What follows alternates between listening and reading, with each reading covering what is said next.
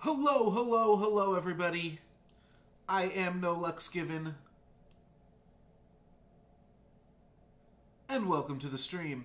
We are here to do, yeah, sure, that works. We are here today to do some Eternal drafting. Gotta get my Tactician quest on here. Sorry, I'm also just changing up the volume here on the computer, as I'm apt to do. I never realized how loud the music is until, like, I'm ready to start talking, and then I'm like, wait, I can't talk with this music going so loud. But yeah, I've had this quest up for, like, actually, like, maybe a month. Just haven't been streaming Eternal, been mostly streaming Magic the Gathering, I think, mostly. As you can check on my YouTube channel, a little bit of SoulForge. But yeah, win 5 draft games or Forge games. We're going to be going for draft games. And I've got a bunch of gold, and I want to spend it all on some drafts and see what the new cards... I'm assuming that when we draft, we're going to see new cards here. Okay, and we're going to see all new cards is how it's going to work. So there's some new mechanics. I really don't know that much at all about the new set. Life Force have an effect... Okay, so Life Force doesn't mean lifelink, but it's like a triggered ability that happens whenever you gain life. But this isn't a 2-2 with lifelink. It's just a 2-2 that does something whenever you gain life. And this guy gets +1/+1. Destiny, we know that one. When you draw a card with Destiny, you play it for free. And I believe Revenge cards, when they die, come back with Destiny. Okay, so Spark is like a Bloodlust. If you play it main phase 2, you get an additional effect. Wait, this is pretty crazy. A 4/4 Hellhound with charge. So it costs 1 mana this turn, but the next turn you get a 2 mana 4/4. That seems really good. And I know we're going to be looking at different color schemes this time around. Cards with Mentor. So you exhaust another unit. Okay. Alright, there's a lot going on here. And then this is going to tell us that... Oh no, this is Revenge. Okay. Lose Revenge and gain Destiny. Okay, that's what I thought. Cool, let's see what the hell we're working with here. A 1 mana, 2/1 Aegis. Don't love that. One of your units gets +1 attack and unblockable this turn. When an enemy unit is stunned...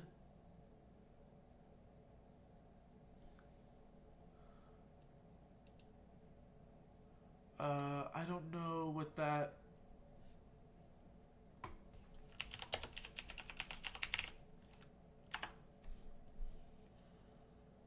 I don't know exactly what Pili Pali meant there, but I am streaming right now. If you wanted to catch me live, when an enemy unit is stunned, it gets +3/+3. So you have to stun something. Okay, that's kind of like a Huru mechanic. We've seen a little bit of that before. Roosting Owl. The top unit of your deck gets the students... Okay, so you exhaust one of your creatures, 6 mana, 2/4, and then the top unit of your deck... What's up, Pili Pali? How you doing, my friend? The top unit of your deck is going to get... Alright, that's a pretty crazy card. A Copper Hall, new defensive card. Don't know what the curves are going to be like at all. Like, I'm pretty sure I'm going to be taking On the Hunt, but I want to read all these cards just to make sure. Alright, this is a Flying Warp... Initiate of the Sands for 2 extra mana, but Warp is pretty cool because it means you get to draw cards just randomly as the game is going on. This is a 2 mana 3/2, so already fine, and +1/+1 while there's a weapon on it. Put an attacking enemy unit into the owner's hand. That's pretty cheap for only 1 mana. but probably still not as good as teleport. Draw a card, then discard a card. Alright, I'm going to take On the Hunt. It's also the only red card in this pack, so for that reason it also seems right. Red, we're going to be looking, or to use the terms in this game, what is this? Fire, we want to pair up with either Primal or Time. Alrighty, what else do we got here? We have a Relic Weapon as our only other red card. Okay. Jawbone Hatchet. So 3 mana, and it's either a 1/1 Relic Weapon, which is pretty terrible, or if we deal damage to our opponent, it's a 3 mana, 3/3 Relic Weapon. That's just okay, I think, too. It's definitely good. I shouldn't say just okay. It's definitely good as a,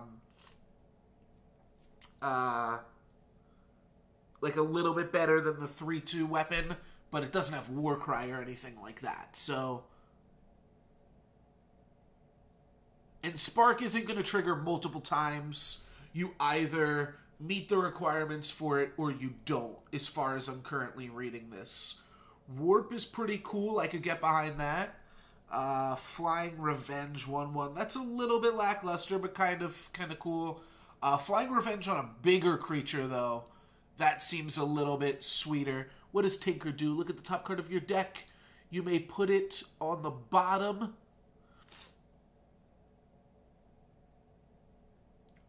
Alright, so scry 1 and then double Warcry. But you don't draw a card, so it is loss of card advantage, but scry 1, double Warcry. Look at the top card of your deck. You may put it on the bottom, draw a card. Okay, so that is scry 1, draw a card. Excuse me. Is a mini Preordain for twice the mana, but this card I have seen already. I'm kind of glad that they are making, like, Preordain-esque effects cost 2 mana in this game rather than the insane amount of mana that they wind up... Like, Preordain is insane in Magic. I play 4 of it in my vintage deck.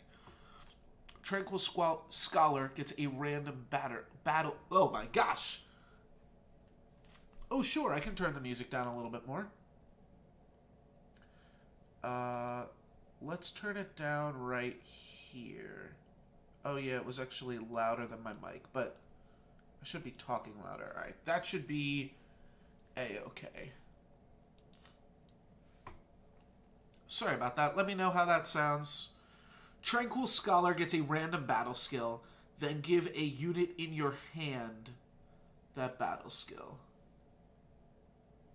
And I guess you'll get to see what the battle skill is before you decide what to put it on. You know what? This one isn't that bad, because this is a 2-mana 2/2. At the same time, we don't really want to play Rakano as much as we want to play some other stuff. When Lumbering Gruon blocks, stun itself. Okay, so I guess it's kind of a cheaper creature than you would expect to pay for it, but yeah, kind of weird. I kind of like Awakened Sentinel. You kind of draw a card for free, but I'm not sure how much you want to value just like an average warp creature. Tranquil Scholar might be the best card in the pack. Praxis Stranger is also good too. I don't really want to play Rakano because it's not going to be supported as well. So taking this means that I'm going to want to pick up Primal cards as well in the future and play a Teamer deck. But I'm just going to take Tranquil Scholar as I do believe it is the best card. Alright, I'm just going to go through them starting at the top here. When this dude attacks, double his attack this turn. 5 mana 4/4, but only while attacking. I mean, sure, you can put weapons on him, but that seems a little bit awkward. Flying Charge is cool, but 7 mana is a lot of mana, too. What else do we have? 1 attack, quick draw. Alright, looks like weapons are going to be really good in this. 2 mana, 1/2 deadly. I can get behind that. Flying Summon, look at the top card of your deck. You may put it on the bottom. Alright, well, this is the best scry card so far. Actually, the blue one's the best because you draw a card.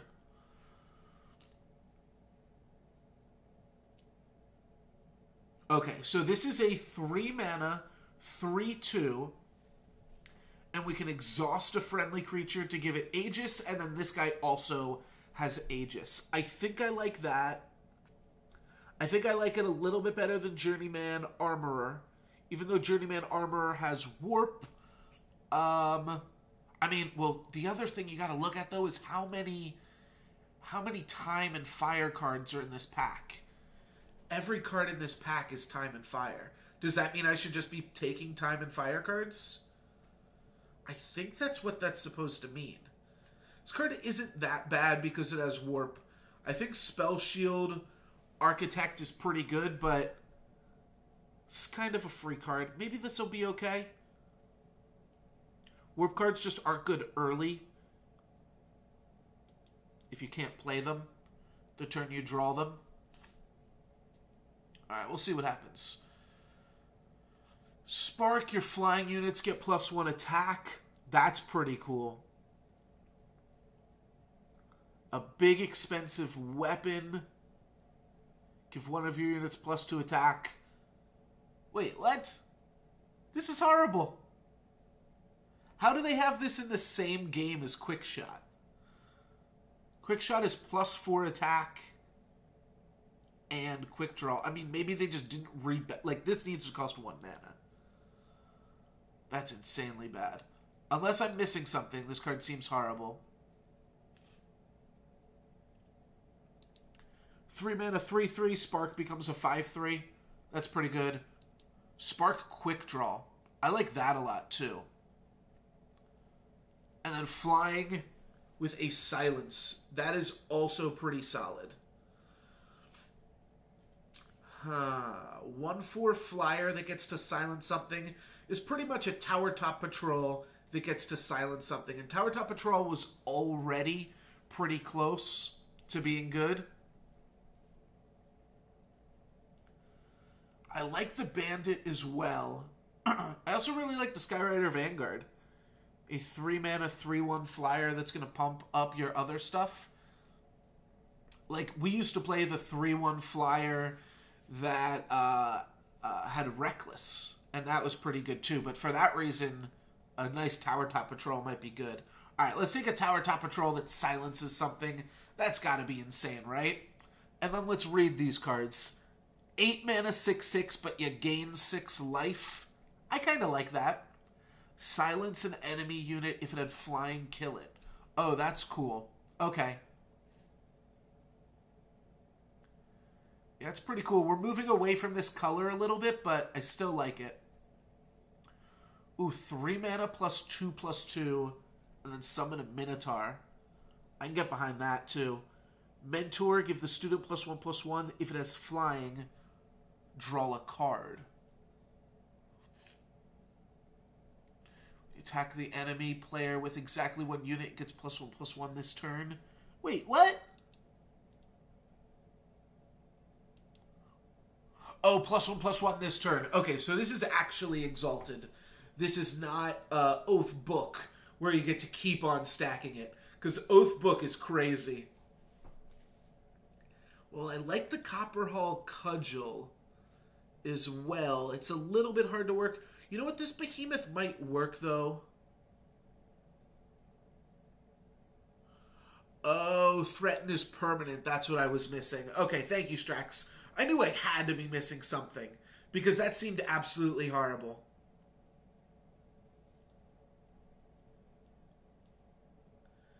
It seems like the packs have been going back and forth. Like, this pack, Huru is open, and then the other pack, Praxis, was open. And it seems to be jumping back and forth between Huru and Praxis. For that reason, I don't mind drafting Teamer.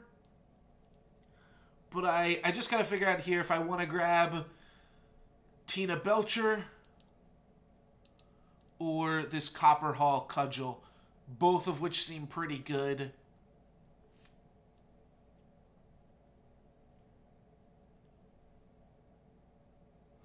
I think I'm gonna... the Belching Behemoth seems a lot worse than Copperhall Cudgel. Alright, let's go for Copperhall here. And then we'll see what happens. Yeah, now I kind of want to take the Averex Familiar. What does this do? That's a 2/2 that gives another creature +1/+1. I like that. Yeah, Oathkeeper also was not bad. A 1/1 with Exalted. And it works well with the Mentor mechanic, which the Mentor mechanic, I believe, is, Mentor is Huru. Because when you're exhausting one thing, it means that you can get in with the Exalted of another thing.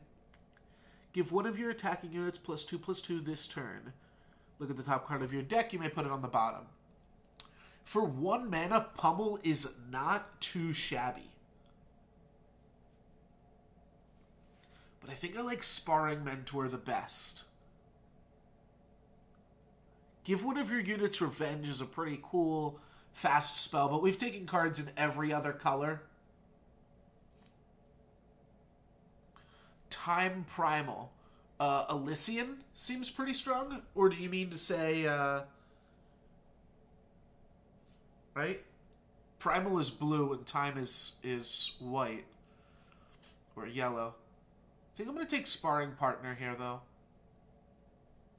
I think these are arguably our best cards other than On the Hunt.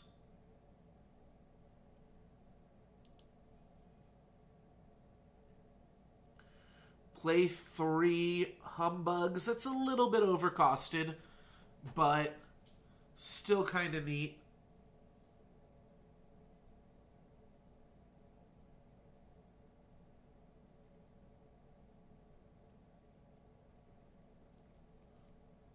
I was going to play Vintage today, but the,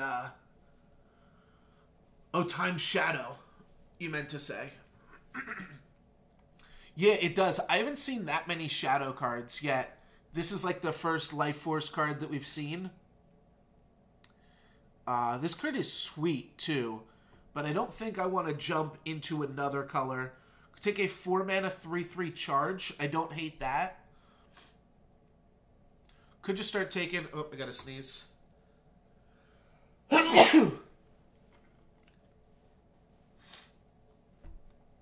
So we could take just a solid Warp card here.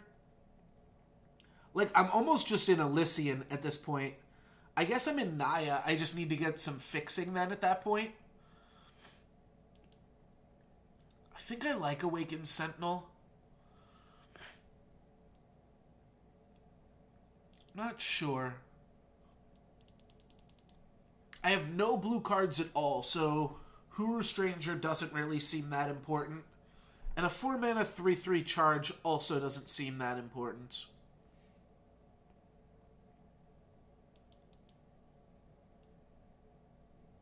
Alright, let's take this. Units can't fly this turn, draw a card. Alright. The Sandstorm of Sandstorm Titan. Praxis Banner, which is like the only card that I've crafted so far. Now you can grab it in packs, but that's still pretty cool. Once per turn, you may pay 3 to loot. Ugh. That's pretty expensive, isn't it? Could be good late game, but it seems pretty expensive. I'm going to take another Archive Curator. Sandstorm is kind of sweet, but Silence is really powerful. 4-mana 3/3 Aegis. That's actually pretty solid. Tinker. When you play a weapon. No, I'm going to take a 4-mana 3/3 Aegis, I think, here. Actually, I guess I could just try to go Naya. And take the Valkyrie Militant. Alright, let's do that. I'll take Valkyrie Militant. And we're currently in Naya. Strangers have Endurance. So it's also just a 3/3 Endurance. Reduce the cost of each unit in your deck by 1. That is really cool with Warp. Because the cheaper your Warp cards are, the easier they are going to be to cast. I'm not actually convinced that we're going to play red. Like, it could just be that I'm stuck on Combray. Combray is how I win most of my draft games. It's a side grade. You draw a card with Inspire. You don't draw a card with Tinker. And, like, Scry is worth, like, 0.5 cards. It's also double the mana cost. One of the reasons Inspire's good is, like, you just run it out there turn 1 every game. Especially in Draft. I'll take this Topaz Drake, but I don't think we're going to play it. Alright, Praxis Stranger's actually pretty good. That might lead us towards splashing On the Hunt or Journeyman Armor. Alright, this is what I was curious about. Are we going to get to see any of our old standbys? And we are. So, looks like Pack 2... I didn't read anything about this draft format, just so you guys know. And you guys are welcome to spoil it for me. Obviously, Pack 1 is the new set. Pack 2 is the Empty Throne. And then maybe Pack 3 will be the new set again. Though it looks like we might just be one of the new set and then 2 of the Empty Throne. Kind of tough to say. But that actually makes me want to just draft Combray a lot more now. Probably means I shouldn't focus that hard on, like, the tribal mechanics that they're trying to give us in the first set. Let's just draft a reasonable Combray deck here. Your units get Killer. Not sure how much I care about that. Mithril Mace. We give our student +1/+1. Okay, so it goes new, old, new, old. Oh, do I not have the chat on screen? My bad. Alright, chat should be on screen now. I took it off for a recording I was doing.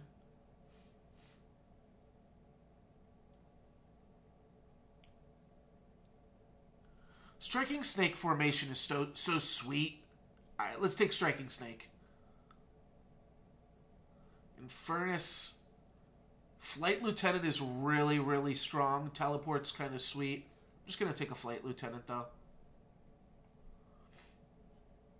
Argentport Instigator or Crown Watch Longsword. Why did I want the Longsword again? Oh, because it looked like it was going to be a good on a few cards. It's good on, like, Valkyrie Militant.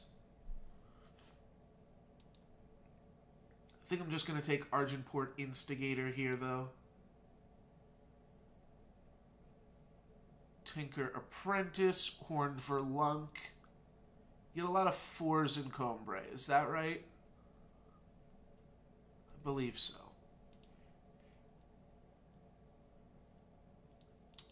I'll just take Tinker Apprentice, I think. Just get something good early game going on. 2/2 Endurance. Diplomatic Seal or Seek Power. I think Seek Power is a little bit better. You know, Seek Power is a splash for late game. Ooh, fancy Copper Hall Recruit. This is the new animated border. Pretty solid looking. I like what they did a lot with this. The new border definitely is exciting. Definitely pops a lot more. Like, before, this card used to pop before the animated one. I used to miss a lot of animated cards while I was drafting. Just didn't see them. Treasury Guard's fine. We're, like, barely in time. We could still... That's another good point. We could still very easily go into Rakano. Maybe I'm not valuing my Rakano cards highly enough, then. It could be Rakano Splash time still. It's really just On the Hunt.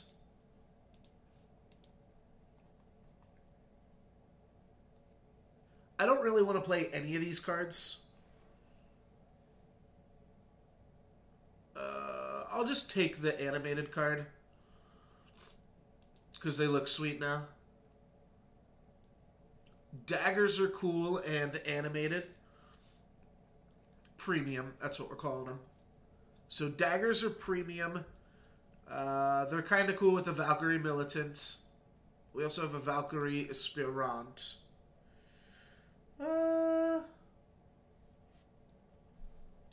Ornamental daggers are pretty solid if you can Warcry them, which we don't have that many ways to do.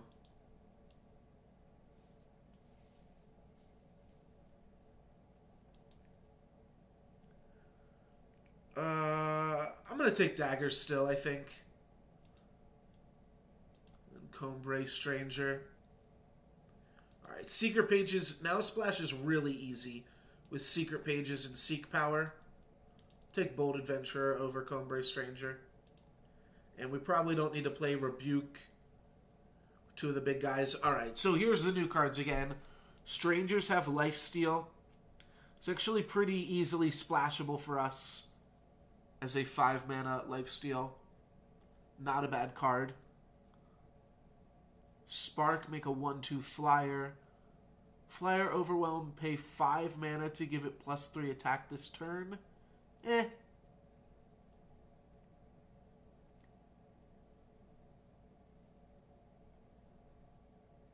Silence a unit and deal 3 damage to it. That's kind of cool, and it's a fast spell.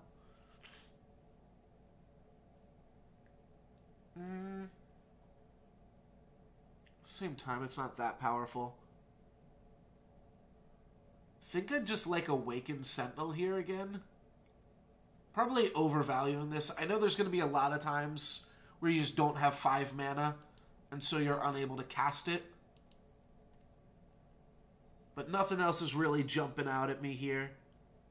It's a 4-mana 4/4, but like, who's getting excited over a 4-mana 4/4, right?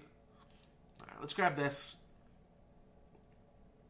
Strangers have +2/+2. I could get behind that right now. I've got more than a few strangers. Strangers have endurance, yeah. I've got 1, 2, 3, 4 strangers so far. So +2/+2, I will definitely consider. It is 5 mana, but it's a 5-mana 4/4. Silence an enemy unit and bounce it. Or silence a unit in their hand, they discard it. Huh, neat.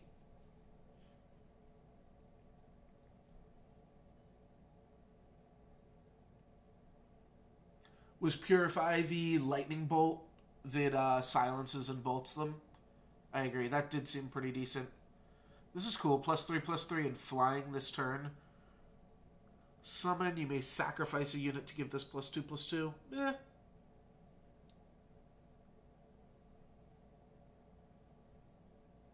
That's cool. It like a 3/4 flyer for 5. I'm gonna go for Battle Tested Stranger though, I think. I feel like it's gonna give us a direction at the very least. Like, now we can just take, like, Argenport Stranger over Oasis Seeker, maybe? Oh, this is a neat combo, too. Whenever you gain armor, this guy gets that much attack and defense. This guy gets big.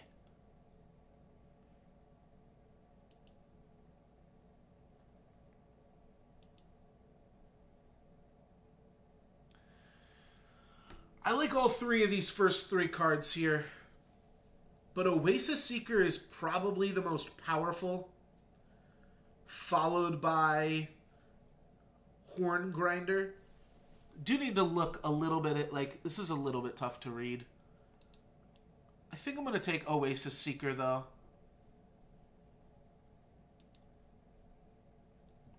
Four mana +2/+3. That's pretty mediocre. Alright, what does this guy do? When you play a spell, no thank you. Yeah, I think I'm going to take Oasis Seeker. I do think Horn Grinder is very good.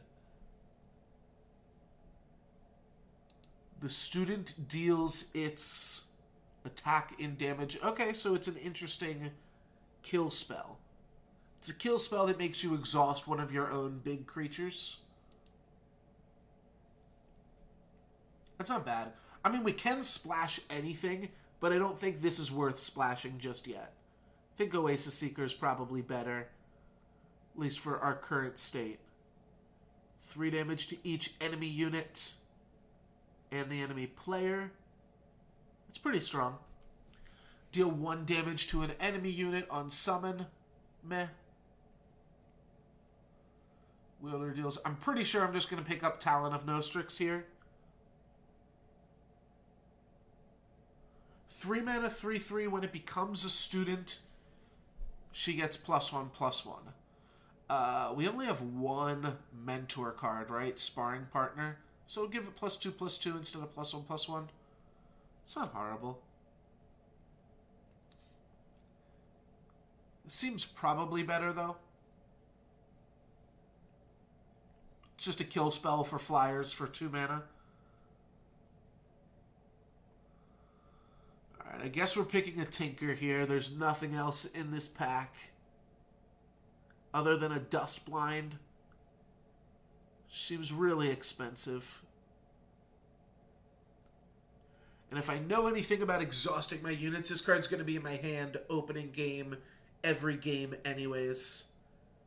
Yeah, I'll just take Tinker. Maybe we'll try it out. Tinker works very well with the daggers, but it's kind of random too. I'll take another, or I'll take our first Highback Sentry here. High Branch Sentry. 2 mana, 1/3 charge. Meh. Yeah, I mean, we're just taking any old thing here. I guess I'll take a Journeyman Armorer. This is the coolest card, for sure. Oh, wait, this is a spell? Oh, I thought this was a creature. Never mind. That's bad.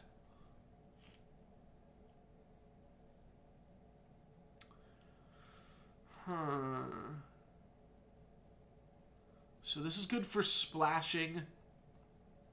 But I think this is way too expensive. Spiked Buckler might be okay.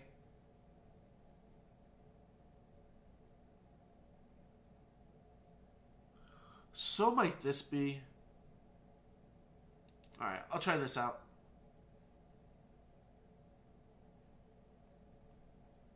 I think I'll just take a Huru Stranger. It does provide 1 color of fixing at least.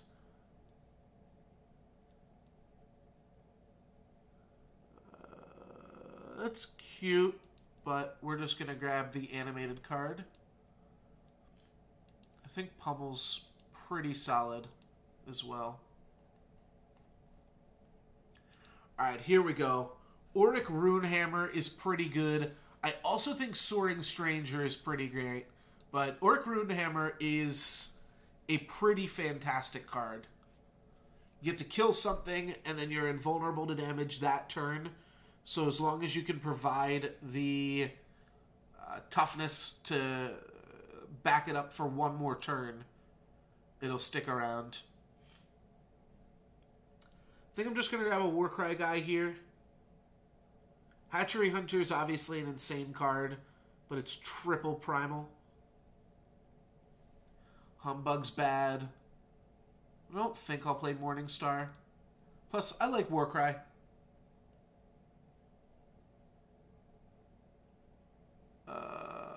I mean, it would really just be Excavate if we're going to play anything. I'm not going to play Civic Peacekeeper. Yeah, we're not going to play anything from this pack. I'll take Excavate.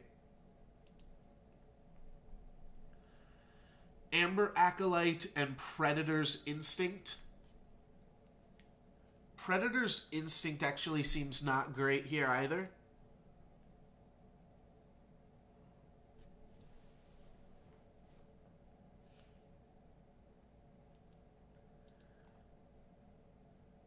Yeah, let's just try to hit 7 mana. Actually, I think we do want students somewhat bad in this deck. I think I'm going to take an Elysian Banner. Though, I don't actually own any Rain of Frogs. Alright, I'll take Rain of Frogs.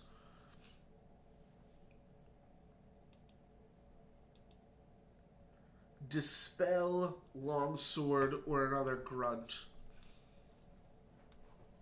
I don't think I need Dispel with 2 Curators. I could be wrong.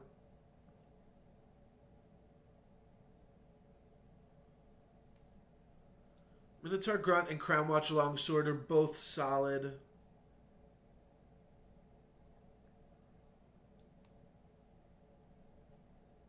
Endurance means that Longsword is also pretty good. Alright, let's grab Longsword. Strangers have Warcry. I can get behind that. Desert Marshal seems insane. Encombre. Elysian Banner. Definitely not splashing Primal at this point, right? Yeah, we're not. Alright, let's take a Horn for Lunk. Then I'll take a Loyal Watchwing over the Endurance. And a Vulture and a Spy. Sounds good. Okay.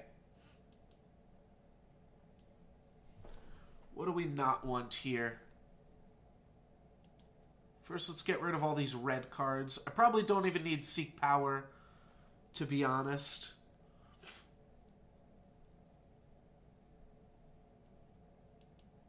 Can probably take out Secret Pages. We do have something big to ramp to. Weird that these two are out of order. What do you typically play in this draft? You play like 17 lands, right?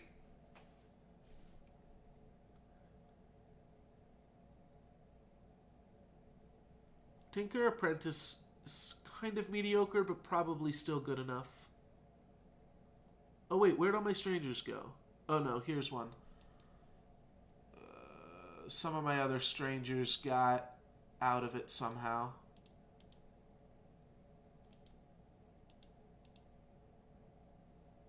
Alright, just Praxis Stranger somehow jumped out of the deck. So that means I still want to cut like 3 more cards. Cut like Tinker Apprentice.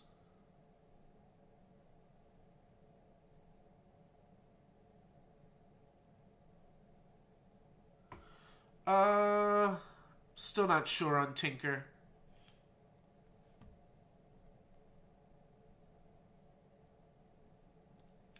Tinker is basically a Crownwatch Longsword that sometimes draws you a card,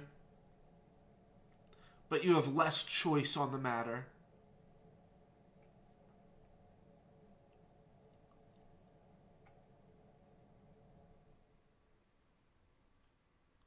When the mentor leaves play, does the student lose its bonus? Where's my teacher? It's the scholar. No. Sparring partner.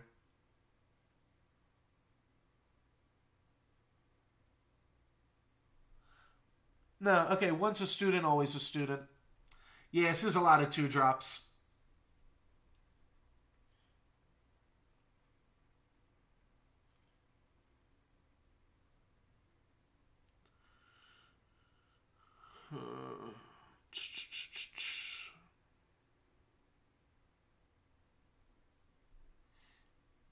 I mean, I don't want to cut Argenport Soldier, though, and keep in a Stranger.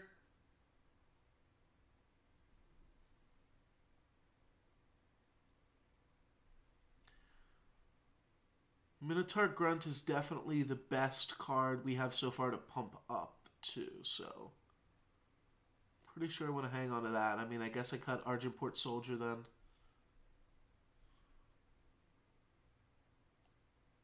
I guess I can cut Tinker just because I already have so many 2-drops as well.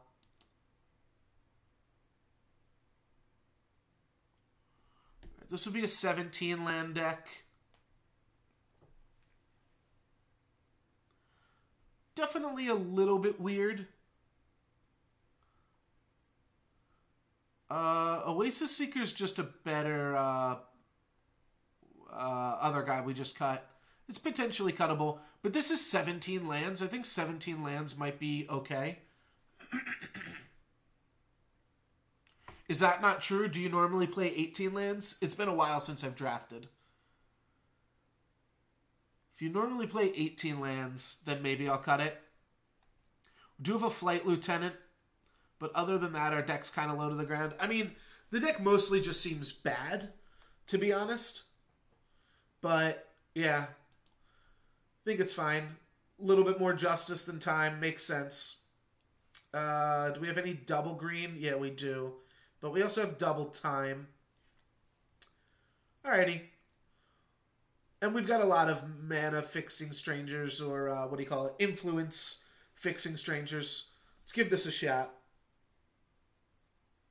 Yeah, we do have a 7.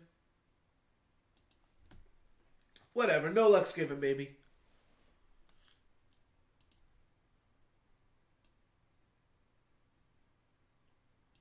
So I didn't realize one of the reasons the music might... It didn't seem as loud to me. I had my headphones in the wrong ears. So let me know how the music sounds now to you guys. All right, we're going to redraw this. We had our 7 and only 1 land. This hand looks great. We've got the means to get some time mana. And then we can give our strangers endurance. Looks good. And we have a time sigil. Sounds solid. And we have our animated daggers. Those are looking pretty spicy too. I'm not sure how good just a board of endurance creatures is, but alright, if all of your draft decks look awful, then I feel better about this too. It's been a while since I've drafted, as you can maybe tell. Herm. Well, I want to be mana efficient, and what's the best way to be mana efficient?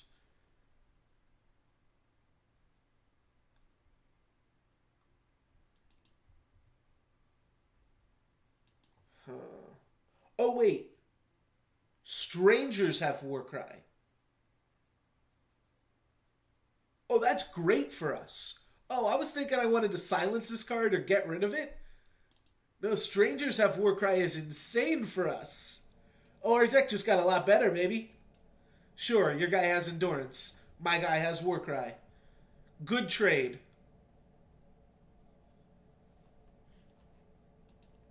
They're probably going to pump this up with a weapon of some sort. No, they're going to rebuke my boy. That's fine. It still has Warcry, but it won't be able to attack next turn.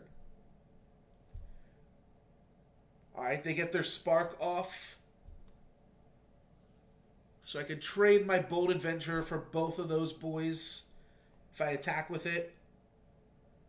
This means their sparks are always going to trigger, but they're not going to have that many sparks in Huru.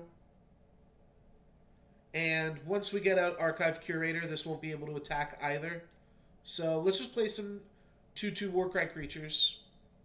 I'm happy with that. If my opponent attacks, I'm not going to block the Valorous Stranger. I think my opponent actually wants this dead more than I do. Sure, they can attack with it here. They can get in for 5 in the air if they want to. This card's still pretty solid on defense, yeah. They're just going to get in for 4. They get 1 Warcry, but in exchange, we're going to get 3 Warcries. Alright, and their whole team has flying.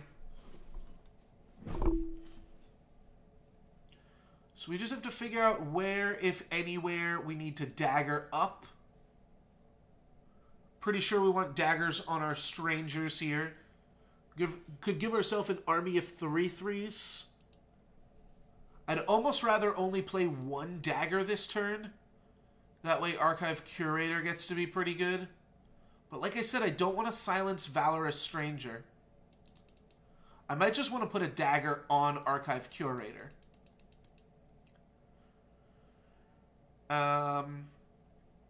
Yeah, I don't hate that. What if we just dagger the Curator?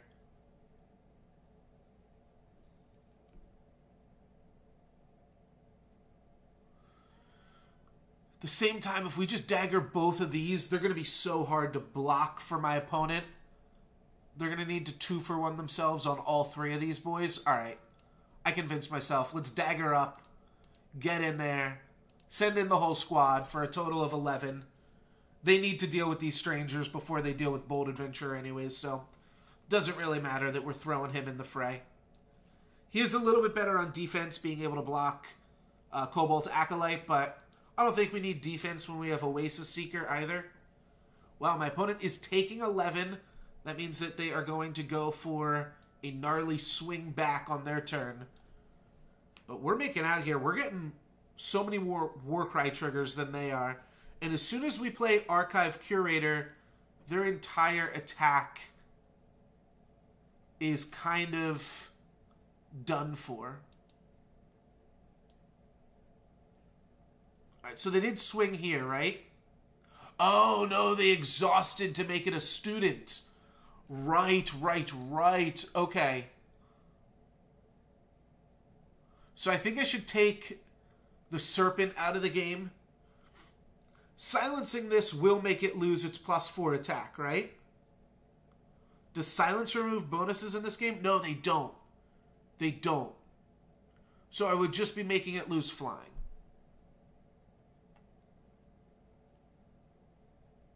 Right? Silencing don't remove bonuses? Yeah, silencing doesn't remove bonuses. Alright. Let's just get in. We're going to gain 1 health, go up to 20 from our Oasis Seeker. Looks like we're going to see a... Huh? Where are we blocking? Is blocking here. Alright, we're getting a double block on our Praxis Stranger. And then my opponent's taking 5, going down to 4? Yeah, I mean, I gotta feel pretty fantastic about that one, right?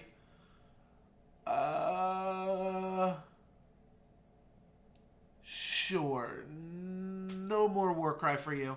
Now that I've lost 2 students, we're at an even amount of Warcry.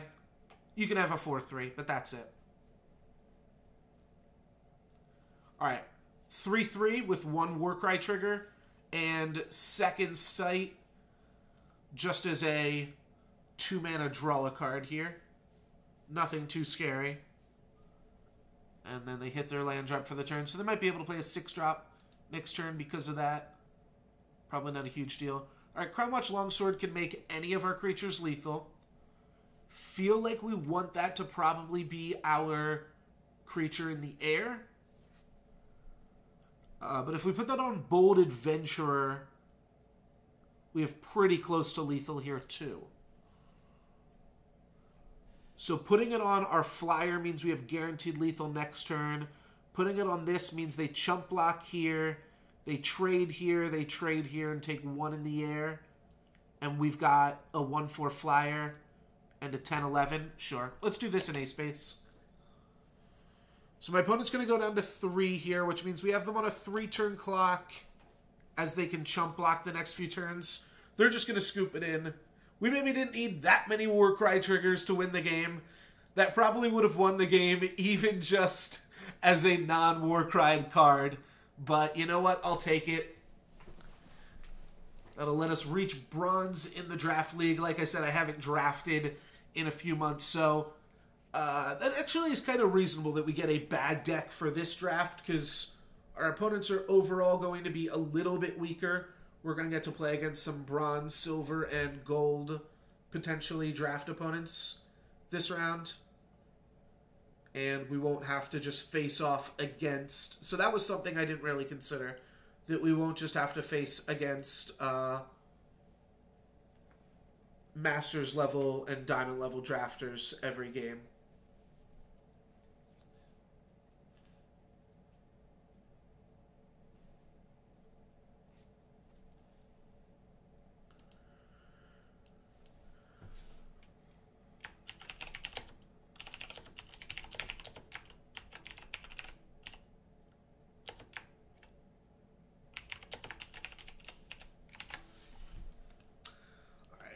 Unfortunately, I am going to take an infiltrated hit from the Beetle. Blood Beetle is really, really good on the play. And Jack's Knife. That is a sweet card, and a really scary card as well. I'm going to play Tranquil Scholar and give... So we don't know what the battle skill is yet.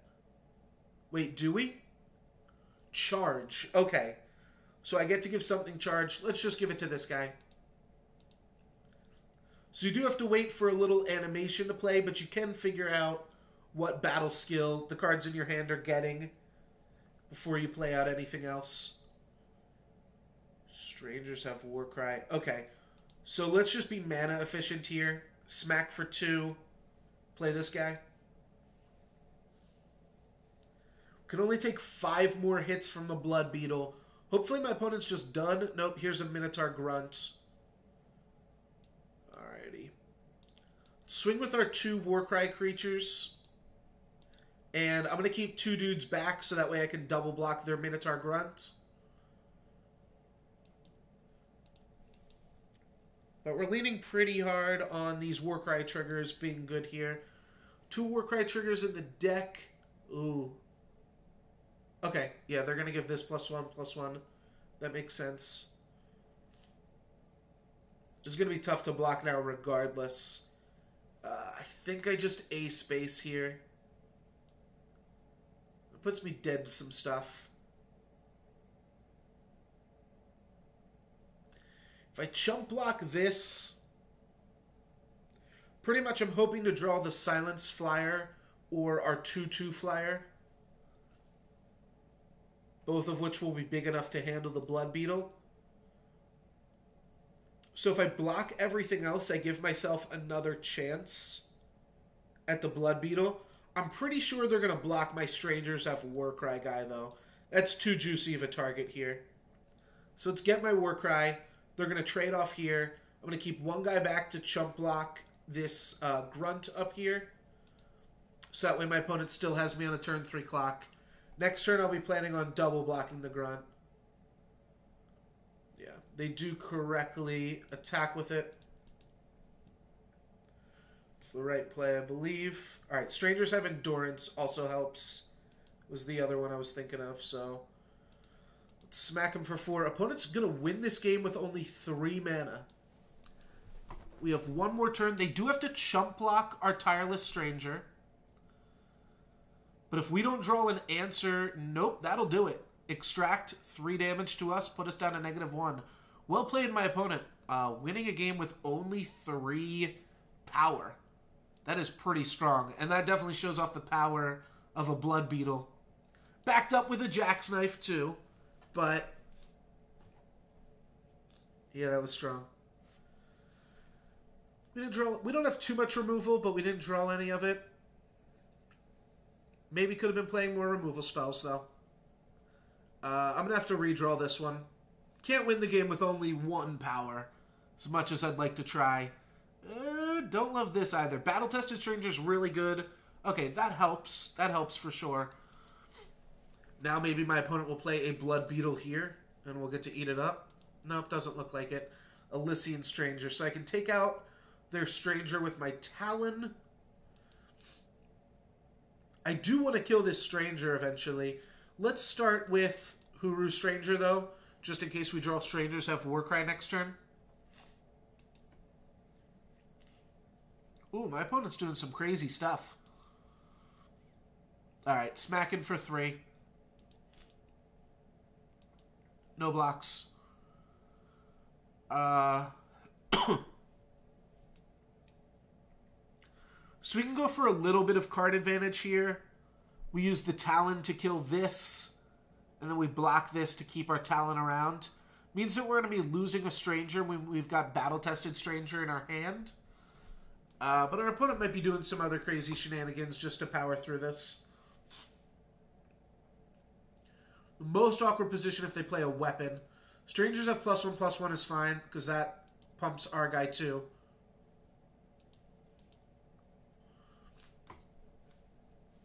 It does keep their guys out of weapon range, but I'm going to trade off here. Yeah, I think my opponent forgot that that was going to pump both of us here, but Doesn't really matter. Works out just about the same for them here.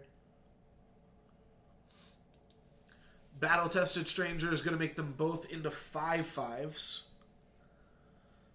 Strangers have Warp. Oh shit, can I make use of that? Alright, not this turn. Strangers have Warp is pretty funny. I'm going to play my 5/5. It's going to mean I actually take more damage this turn, but I'm going to plan on trading it off with Determined Stranger here.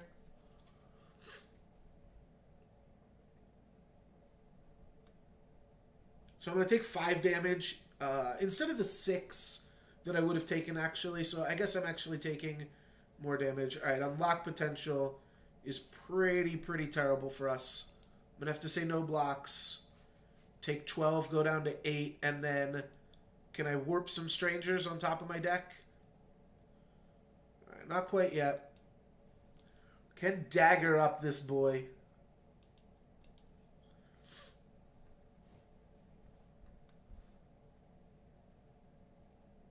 Opponent, again, only with 4 power in play. Alrighty. 2 2-mana 5/5s. And they're going to send in the clowns. I'm going to block here. They're going to put me down to 2. Which means that they have 3 lethal creatures. We need to warp bad. Alright, no warp. Play Flight Lieutenant. And then we're going to die to the other strangers. Couldn't quite get there. They've got a Praxis Displacer for us as well. So we are super dead. We're going to take 8, go down to -6 here. Good game, Flood. Good game, my friend. So that puts us, what, 1 and 2? Pretty terrible. But I do think this deck is not that great either.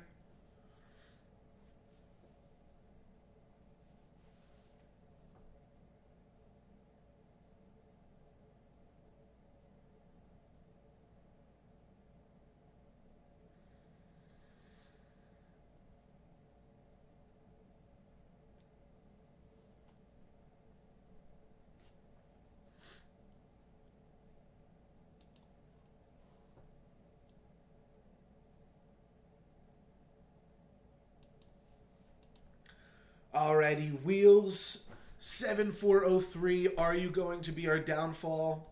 I don't think so. This hand seems pretty sweet. I'll keep it. It's definitely our best hand so far, right?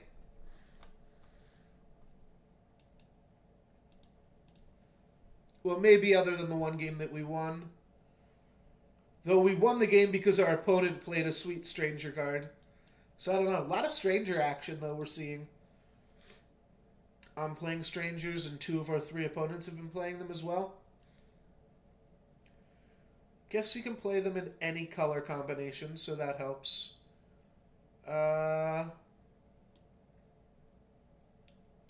Sure.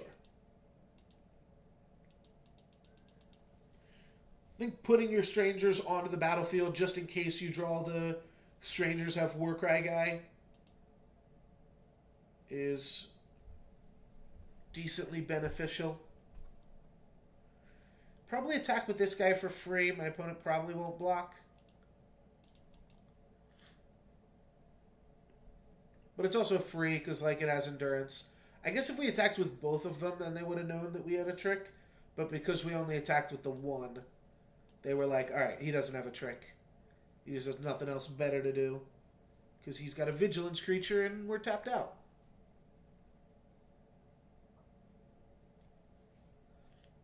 This is pretty solid, though. +3/+3 and flying.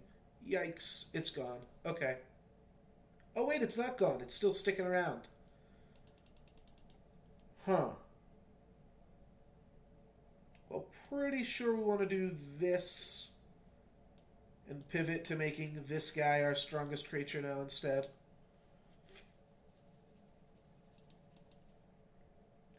So we get to smack them for 7 in the air down to 12 and then try to hit them 2 more times. Desert Marshal will protect it from, like, a weapon. Won't protect it from a kill spell, but it will protect it from, like, An auric hammer or something. Okay.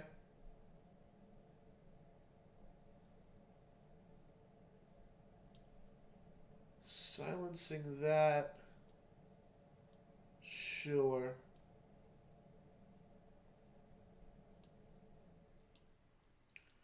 Pretty sure we want to start with this here. Do I want to get in with a 2-3? Swing with a 2-3. It's just going to like trade for sparring partner. Now let's just get in for 6.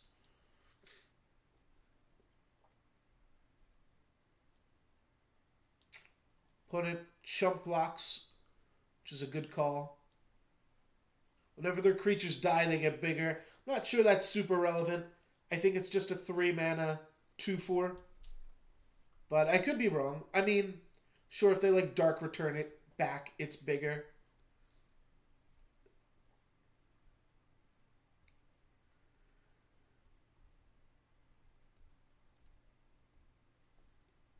But yeah, basically, if we can get my opponent down to 10, then we can finish them off with a +9/+9, or 9 in the air out of nowhere. Give one of your units +3/+3. Alright, that's a pretty big unit. Well, now I think their plan is to just try to keep blocking our Huru Stranger.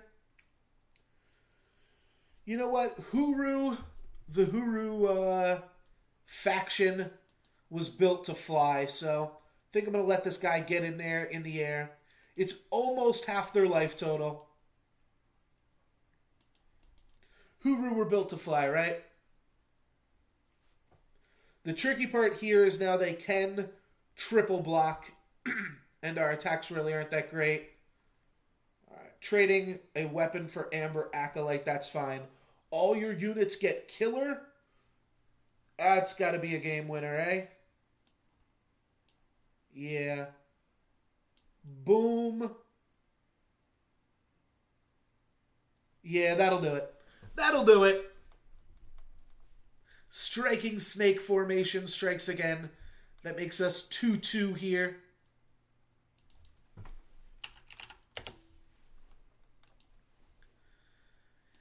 And still got a long way to go. Still got 5 more wins to get without grabbing a loss. I think it's possible. Deck definitely looked good that game. Had some stranger synergy popping off. His deck isn't that great, but you know what? I've seen stranger things happen. There's a ball and spider web here. Did not notice that. Just coming off of my microphone. I haven't seen any spiders in this room. I know they exist, though. Alright, playing against a gold opponent this round. We've got an Oasis Seeker. We're on the draw.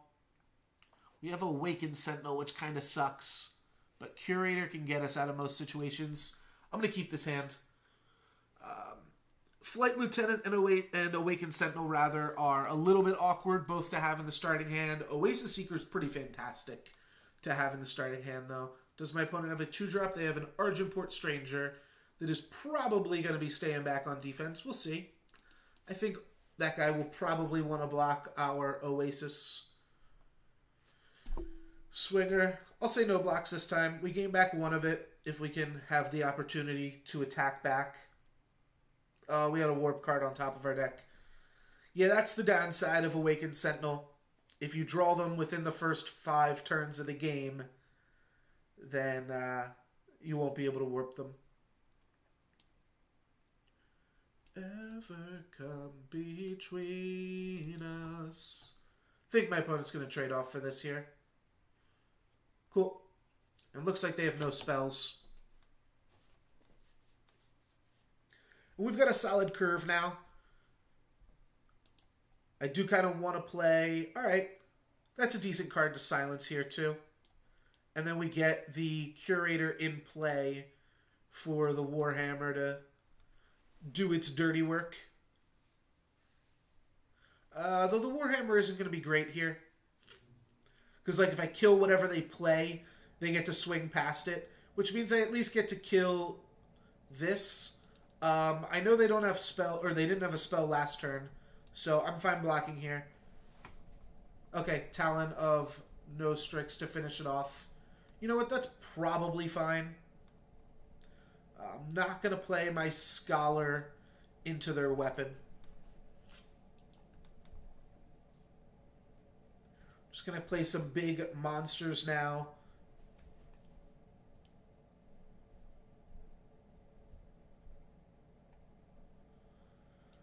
Give the student +1/+1. Is that going to go on his bigger guy or smaller guy? It's going to go on his bigger guy. We will get to clear out his weapon, unless he's just chump blocking. Yeah, he might just chump block with his marksman this turn. Sounds good. Since he did that, let's go ahead and play another Sentinel. We're not going to be able to block this 3/3.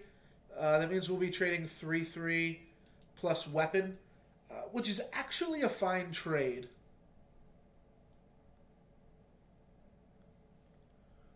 So now what we can do, now we can start really making use of the Auric Warhammer.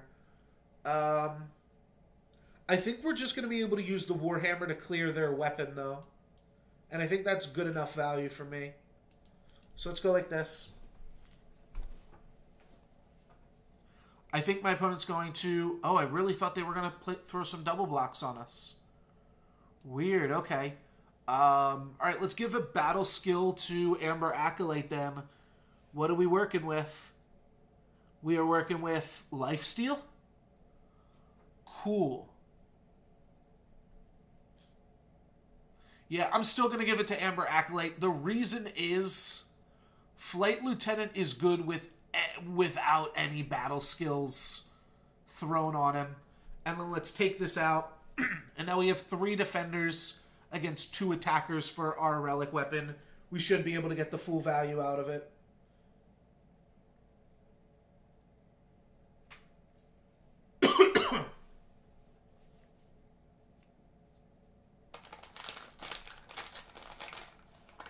Excuse me.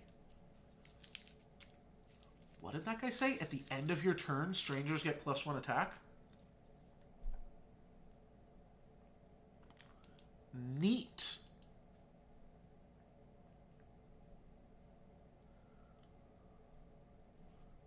So my opponent can trade this 3/2 for one of our 3/5s. Don't think there's any way I can stop that. Let's just clear this A space, play Amber Acolyte, then stun our Amber Acolyte. Sounds good to me.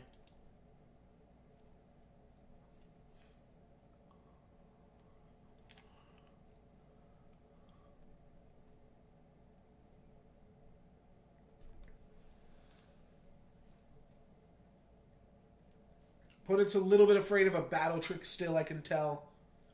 We've shown them that we don't have a battle trick up until this point. Alright. Just going to trade off there. That sounds fine to me. Let's grab a Justice Sigil. And let's make Amber Acolyte into a 3/2. Then let's play our Justice Sigil because that means Flight Lieutenant might be able to win us the game next turn. It's only 11 damage in the air, but putting your opponent down to 3 seems pretty insane.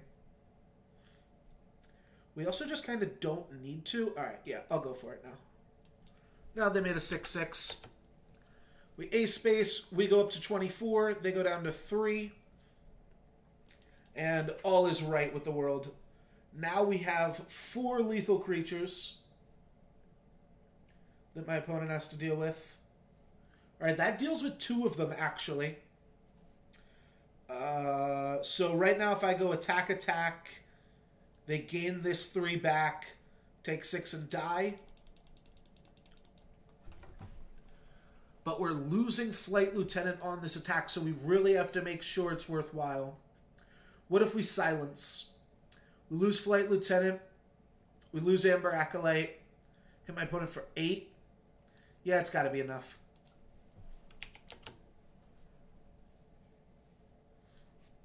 Good game, my friend.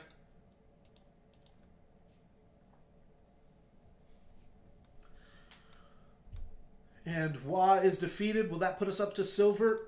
It might already. You gain juice pretty fast here at the lower levels. All right, not quite. That will make us 3-2 here, though.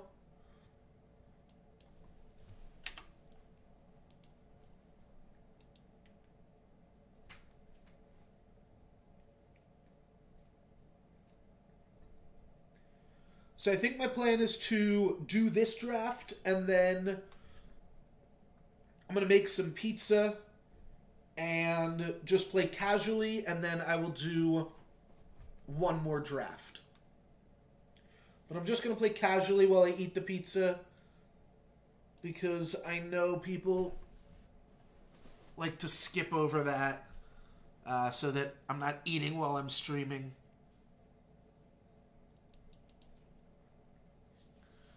Because that is a little bit annoying.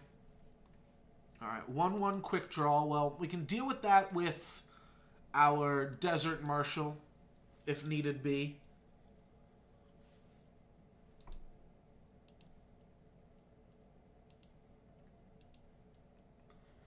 In the meantime, let's take 1 damage a few times.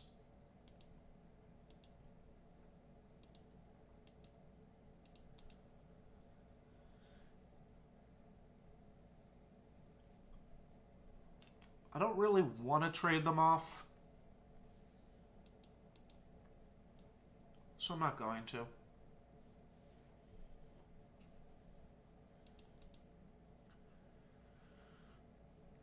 That's pretty cool. It's kind of a neat combo with Warhammer. Just continue to hit our land drops. We're only taking 1 damage each turn. I can take 1 damage for a little bit. I don't mind. Ooh, that's a pretty good one. So now I either silence or I just play Minotaur Grunt.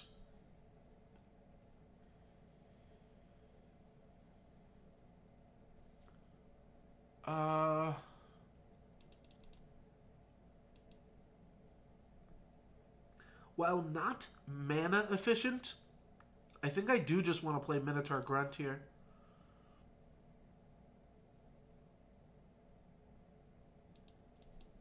It's not like I'm going to draw cards that make that matter. I guess I could draw another 2-drop next turn. Alright. I think I'm pretty likely to draw another 2-drop, actually. All things considered. If we can get this guy in play and then start gaining some armor, that could be really sweet. Definitely not blocking this 1-1 still. I'd hate to be blown out by something like Temper. That would be pretty silly. Not that I really think that's going to happen. But it would be annoying. Okay, well. That's a pretty solid reason not to block then, too. Let's just take that damage. I really don't mind this either. I'm curious if this is enough to silence this quick draw guy now.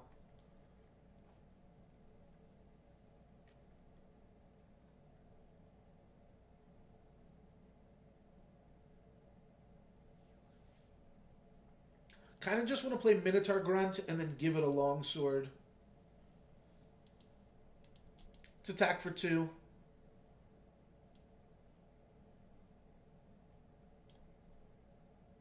Yeah, well, we do have a backup silence. But we just don't need to use either of our silences here. Start gaining some armor. Armor before we play a relic weapon is really, really sweet. Sure, my opponent's at 25, but they're not doing anything. Alright, they have a 4-4 while attacking. That, I think we will hammer away. And we have a Desert Marshal for backup. Yeah, it seems good. We're going to have 3 armor, and that's going to use none of it. Let's keep this guy back, but let's get a Warcry trigger. And our plan here is to bring in the Desert Marshal to block the Young Gun. Especially if they pump it up more. Alright, they did not, but we're still going to.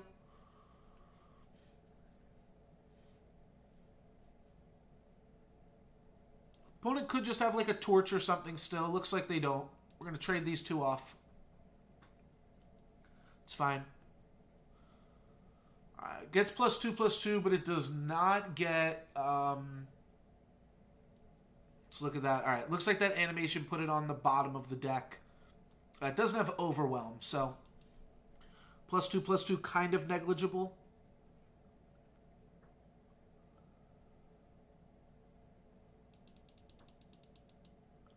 I think I just take this guy out now. Leave myself with a 4/1 weapon. And let's just smack for 6 in the air. And I'll play my Time Sigil. I only have one landfall card, whatever that mechanic is called in this game. Only have one landfall card in my deck. Well, this looks pretty free now, too.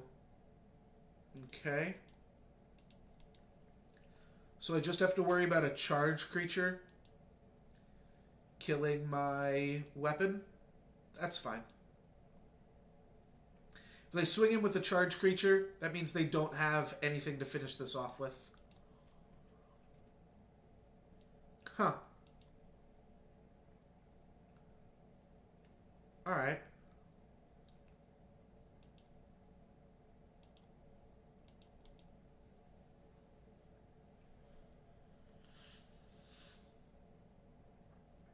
Let's take this out because we got nothing else better to do. And then I'm just going to play my weapon out right now. Lets my opponent know a lot about what's up, but still don't really see how they interact with a 5/6. They're going to be chump blocking for a little bit here. Well played.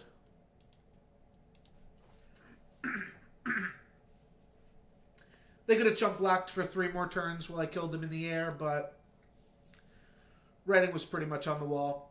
They really couldn't even chump block that much longer, as my weapon did get to kill a guy every turn as well. Let's keep the win streak going as we play against Zemu22. How does this hand look? This hand looks fine. We don't have double green for our 4/1 relic weapon.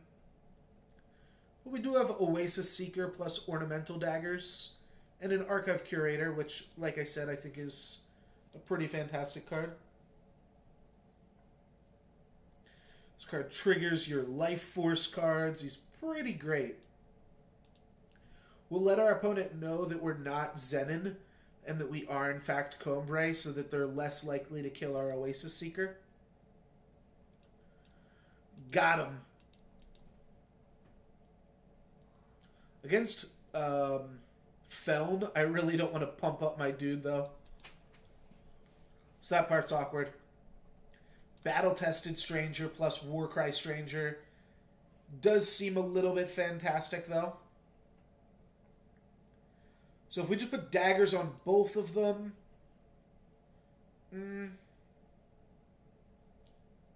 Oh, no. We're going to silence this guy and not attack... Or I guess we can attack with Oasis Seeker.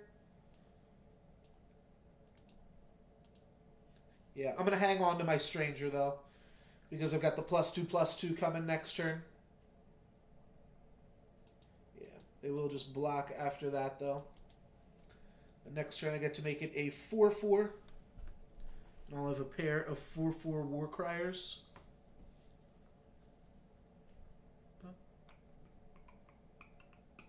Another Stone Scar Magus. Alright.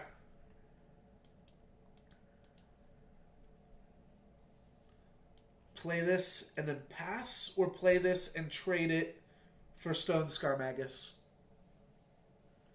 If we trade it for Stone Scar Magus, I mean, like, I kind of just want to dagger them up next turn so that they're both safe.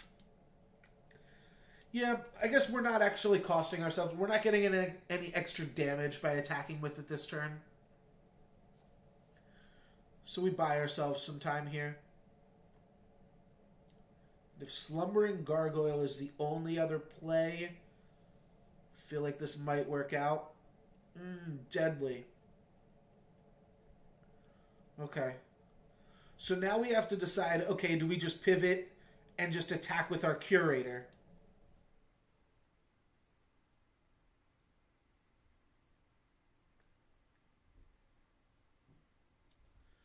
I think we might. My opponent's also going to get a 2-2 out of this attack.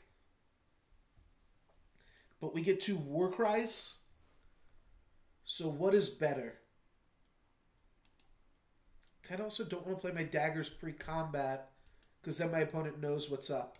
Like, they can block Death Touch here. Then they can block here. I don't think that kills it in Eternal. Do creatures with lethal damage on them die in Eternal? Like, if my opponent blocks here and here, will they be able to put the trigger here and still kill this? Not actually sure.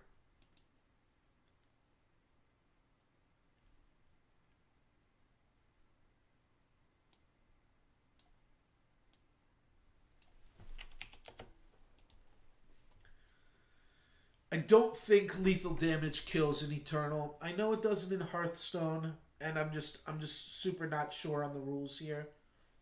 So we'll find out.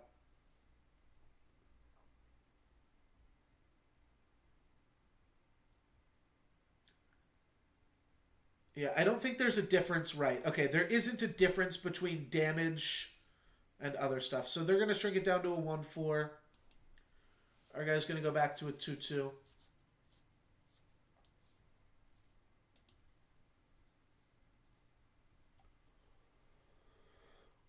Huh. Enemy units get -1 attack.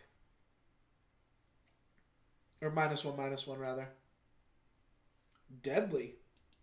Oh, they're going big. It's going to let us get another Warcry, though, so I don't know if I love that attack from them.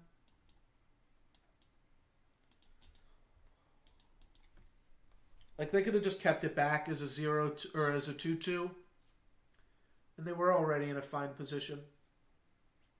They're going to attack again. Pretty sure Bold Adventure is better than a 3/3 flyer right now. We're already blanking the Raptor with our Curator, so they're trading 3 points of damage for 4, and their life total's a lot lower than ours. Alright, that's why they have an answer for the Bold Adventure. It is still silly to attack with the Twilight Raptor, though, because that just lets us get in with a Warcry on our Valorous Stranger. I'll swing into Raptor. Sounds good to me. Don't think they're going to block this one either. Yep. Then I get to play a 3/3 flyer, which is unfortunately going to make them hold their guys back, I think, in some variety. But I will gladly trade this off for a Gargoyle, and I will gladly keep it back to block the other 2 monsters here, too. Grasping at Shadows for the non-silenced Stone Scar Magus. Okay. I think I want to hang on to Striking Snake formation, but I think I might want to start playing my land drops, especially because everything already has flying, too. I do have pretty reasonable attacks with Valkyrie Militant. I attack with it, they either trade it off with Vengeful Gargoyle or both of their other flyers. However, if I just hang on to it... Huh. Warcry plus Killer is a combo, right? I will get 1 more Warcry trigger here. I'm going to hit my land drop. I might need it. AKA, if I draw a 4-drop next turn, I'm going to just want to have another creature in play. Alright, that's pretty unfortunate. That's going to tie up the life totals and going to make my opponent willing to hit us in the air for 5. So my opponent's got us dead in pretty short order here. Alright, Auric Warhammer's solid, though. I kind of need to use Striking Snake before I use Auric Warhammer. Well, I can use them both right now. Nah, my opponent's going to get to kill Auric Warhammer regardless, aren't they? So do I hang on to it for another second here? What if I wait out one more turn and draw another 4-drop? I think I can afford to wait one more turn. My opponent's Hellbent, so they are just top decking as well as us. All right, so we take it, go down to 6. This is going to gain us 2 life, which helps. All right. So I think I have to use Striking Snake to kill this Vulture, and then use my... Actually, I don't have to use Striking Snake. No, let's hang on to Striking Snake still, and just use the Warhammer to clear this out. Yeah. Alright, so now my opponent's going to swing out. Or they can just attack with both of their flyers. That'll clear my weapon. Means I don't have any Warcry triggers in the deck because this is where my Warcry trigger went. Alright, they're going to clear my Stranger. No, they're not going to clear my Stranger just yet. It's the same thing. Oh, they're going to clear my Flyer instead. Oh, okay. Yeah, that makes sense. Alright, can I draw something good? Minotaur Grunt.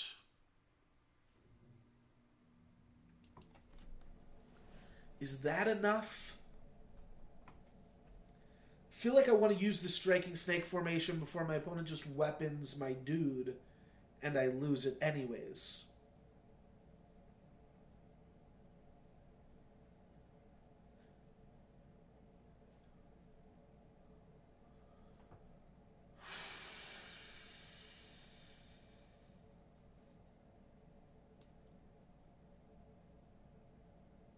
What would I have to draw next turn?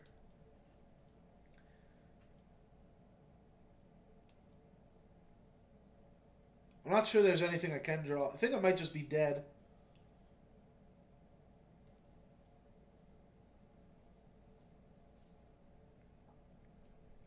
Draw 5, draw. I think I need to draw my 1/4 flyer. I think I'm going to want to have done this though.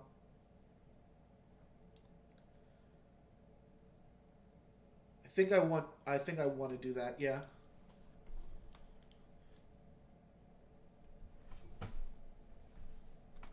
So my opponent's pretty free to just swing out here.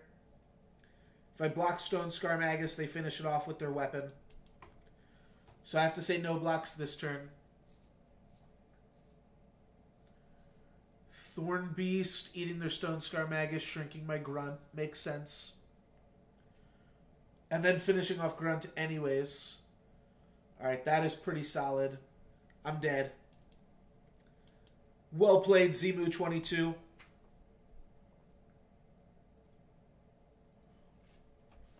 Good game, my friend. You are welcome for the game. Alright, let's see what our prizes here are, though. I don't think we got anything too sweet. Just some... We got 3 gold chests. Okay. So that'll be 3 packs. Some of which... Oh, shit. Okay. Some of which I assume will be from the new set? No. Okay. So no new set packs, but this is new set, right? Skeeter? It is. Yeah. I don't know how you can tell, but I'm just pretty sure it is. So, yeah, how do you get new packs? You just have to buy them? Or get, like, your first win of the day bonuses and stuff? Maybe there's a chance that they become the other ones. I'm going to open up my packs at the end of the stream here. And for now, yeah, I'm going to... You know what? I think I can hold off. Let's do another draft.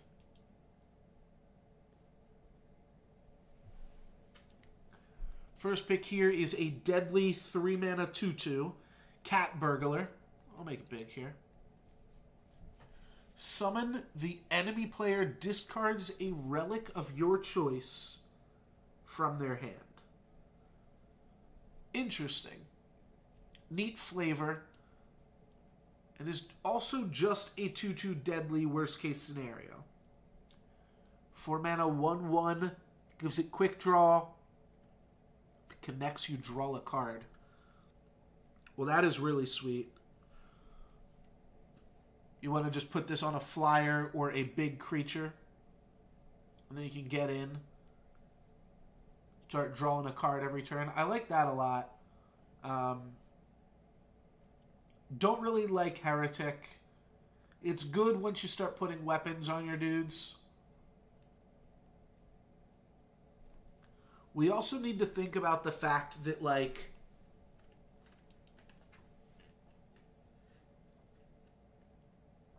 two of your packs are going to have cards from the original set, the Empty Throne. Which means you'd want to pair this up with Recano or Time or... I guess you most want to pair this up with Black. I'm going to pair this up with Feln and Stone Scar. Interesting. What do the other cards do? At the end of your turn, if you gained life, play a 1/1 Wisp. Okay, Spark Loot, Spark Stun, Mentor +1/+1, that's pretty good. Revenge, give another unit +2/+2. This turn. Alright, so mediocre. And Trailblaze. Okay. Cat Burglar and Hunter's Harpoon. It's definitely between one of those two. I think Cat Burglar might be better. It is a 2/2 deadly regardless, which is pretty okay. It's also only one color, so it keeps you a little bit more open as far as what you might want to play into the next pack. Give a flying unit +2/+2 and Overwhelm. When this guy's the student, he gets +2/+2. Seems mediocre. Could potentially give you a 1-mana 4/4 on turn 2. Silence an enemy unit and bounce it, or silence a unit in their hand and they discard it. 2/1 quick draw, pay 6 to give him +2/+2 and make him a 4/1 quick draw. Or 4/3 quick draw. 4/1 and 4/3 quick draw are the same thing. Actually, not quite. I think Longshot Marksman is pretty good, too. Alright, I'll take a long shot. Doesn't seem like that much of a long shot. The wielder gets lifesteal this turn. Another unit is unblockable this turn. Draw 2, never mind, draw 3. I like Bloodletter. But is that just better than just another unit is unblockable this turn? That seems pretty fantastic. Pretty good with Infiltrate once you move into the second pack. Yeah, I'm going to take Minotaur Lighthoof. Spells deal +2 damage. That's kind of fun. Pay 5 to give your units +1/+1 this turn. Meh. It's also just a 2-mana 2/2. That's fine. Student gets a boost. Roosting Owl, we've seen that one. I'm going to take another Longshot Marksman. I think I'm going to want to be in Feln here. Like, imagine picking up some Beastcaller's Amulet and the like. But I don't want to commit necessarily just yet. Spellshield Architect is really fantastic, though. Like Spellshield Architect, the Sorrow's Shroud is fine. Firebomb in the enemy's deck is fine. When the wielder dies, you gain health equal to its health. So it's like a +1/+2 that you gain for if it dies. Let's take a Cannoneer. See how that works out. Alright, we got a bunch of black cards for us again. Life Force, when you gain health, it gains +1 attack and flying permanently. When you gain life, she gains that much attack. Don't have too many ways to gain life. This card costs 5 mana as well. Quick Draw is really, really good with weapons. You just have to find some weapons, but it's also, you can just pay 6. Yeah, I like these long shot marksmen. I think they're good.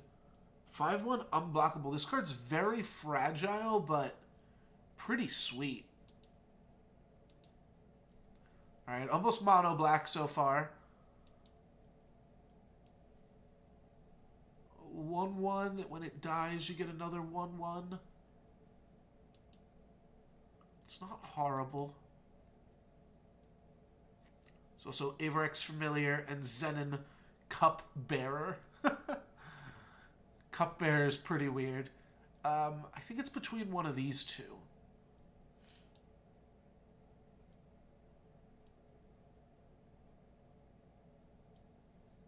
And I don't think it's Cupbearer. I'm going to take a Familiar. See where we can go with that.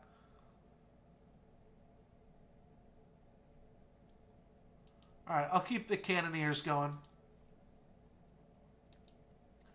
Yeah, this card's really cool. I'm going to take Tactic, though. Don't think I really want to play it, but we'll see how it works. Sorrow's Shroud seems reasonable. We do want weapons with our long shots. What does this guy do? 7 mana, 3/6 Overwhelm. Oh, right, yeah, when you play a spell. Don't like him. Felm Bloodcaster is pretty good. Knife Jack is also pretty fantastic. And then we have a Stone Scar Magus.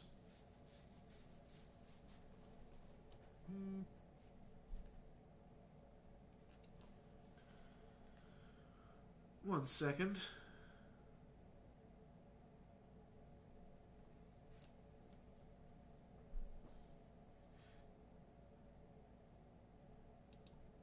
Oh, did I cut the wrong card here? No, I cut Tactic and I wanted to.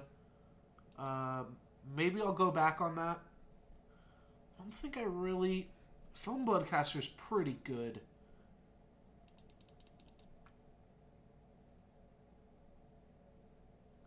The problem is if we go into Primal, we're not going to get any weapons for our long shot. So we really do want to be in probably red. Which case Knife Jack is pretty okay. Alright. Well, Pillar of Amara is fantastic. But Oni Ronin, Assembly Line, and Scavenging Vulture are still pretty good. Pillar of Amara is great, great, great. But I think we're just going to play an aggressive Stone Scar deck. That's really what this deck is looking like. And Oni Ronin is the best in that archetype. Best card you can have in aggro Stone Scar. Back Alley Bouncer is mediocre. Gorilla Fighter, also mediocre.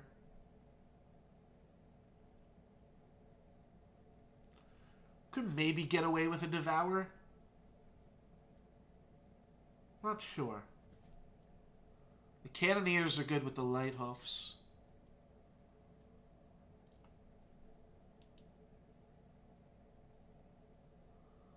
Huh.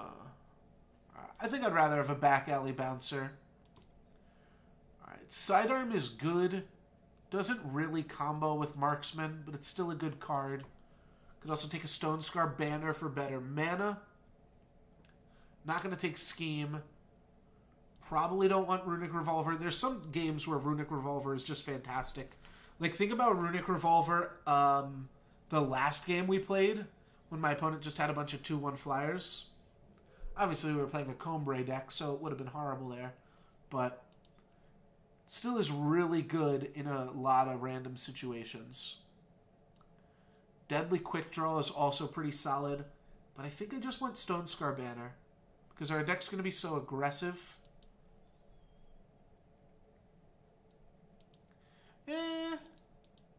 No, I'm off it. Let's get it Sidearm. Alright, Venom Fang Dagger to go along with our Long Shot Marksman's Deadly plus Quick Draw is quite the combo. Another Pillar of Amar is a little bit upsetting, and Serpent Trainer's pretty good, but just put some daggers on our marksman. Nothing too exciting, but pretty powerful. Did I cut something by accident? No, I didn't. Alright, let's take a Swift Blade. I think it's better than Recogulator, and maybe we'll move into Primal still. But we just want to dagger our marksman. That's our main game plan here. I'll take Vulture over Pyrodept, both because I know we're in Shadow. Oh, I should have taken the 2-1 weapon. That was dumb. Yeah, that was really dumb. Definitely should have taken the 2-1 weapon. I was just going too quickly there. Kill an enemy unit or relic with cost 4 or less. That's cute. Pay 5 to give it +2/+1. Now, what's interesting is this doesn't say ultimate on it. So can you just repeatedly do this? If so, that's pretty cool. The enemy player discards the top unit of their deck. Huh. It's pretty funny against Warcry, right? Can also grab this Quick Draw guy, which is going to go okay with all the Venom Fang daggers. Might be better than a 1-2 that answers Warcry. What does this card do? When an enemy spell is played directly on him. Alright, needs a Charge Warp. Charge Warp seems fine, actually, too. Alright, let's take that. Tactic. Kill an enemy unit. Your units get +1 attack this turn. This card's just really expensive. Spark, make another Grenadin. And Purify.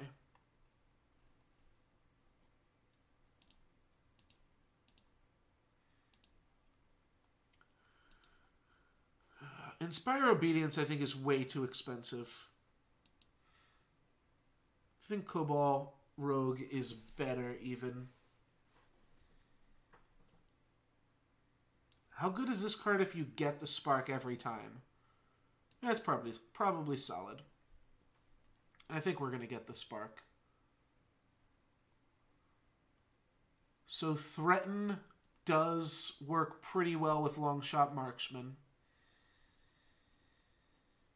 Or we're going to just put more Firebombs in my opponent's deck with the Cannoneers.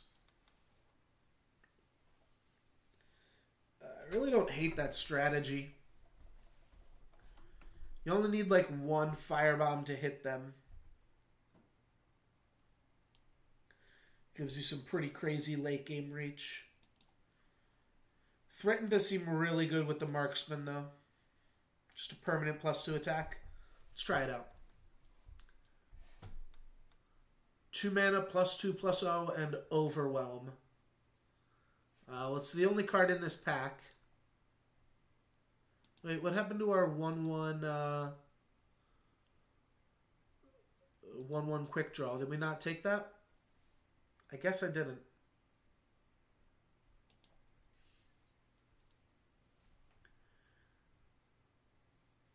Another Threaten. Alrighty. We're definitely good on Threaten effects now. Swear Vengeance seems sweet, though.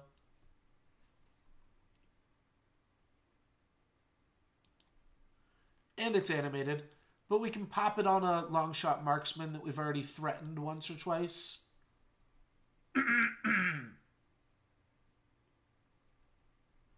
Alright, so you sack a unit to Searing Blaze them. Not great, but might come up. Might be okay. Just going to take a banner here to add to my collection. Let's grab Huru Banner. Warp, you gain 3. Sure, it's the higher rarity. I'm not going to read all 3 of the cards here. Your units gain Quick Draw this turn. I don't think I need that. Though it's pretty good with our not our Spark Bots. Our Cannoneers.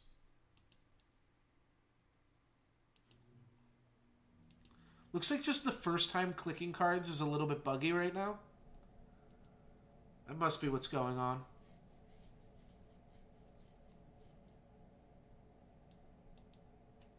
Strangers Are Deadly is way too expensive.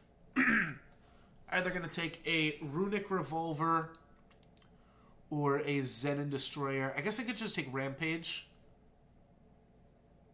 Sure, Rampage is better than, like, Smith's Hammer. We can cut some of that shit. Alright, Suffocate seems great. Let's grab that. Another Oni Ronin. Don't mind if I do. Magma Javelin, Spore Folk. They're all pretty mediocre, but Magma Javelin's like a 4-1 haste. Amethyst Acolyte over the Brute. They're honestly both okay.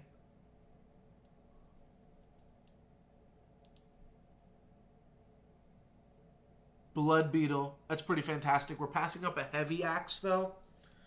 That's fine. Blood Beetle's really good. Ooh, so is Lethrai Ranger.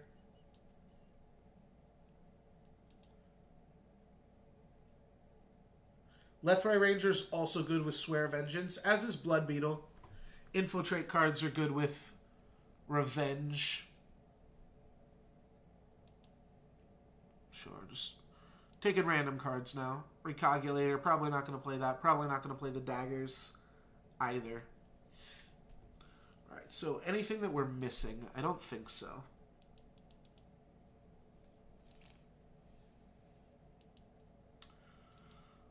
I don't think I'm going to play Tactic, but sure, I'll throw it back in there. Alright, now let's take a look at the deck. Recogulator. Camel. And daggers.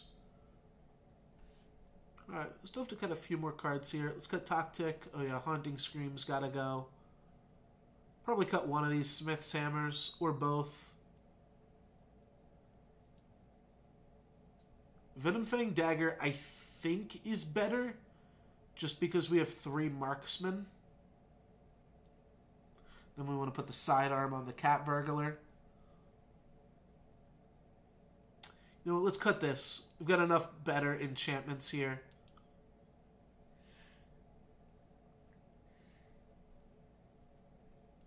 I like Minotaur Lighthoof. He's a little expensive, but I think he's good. This is always going to trigger, but still, how good is it? Yeah, probably good. Gives us something to grenade. Though we can really grenade anything if the game goes late enough.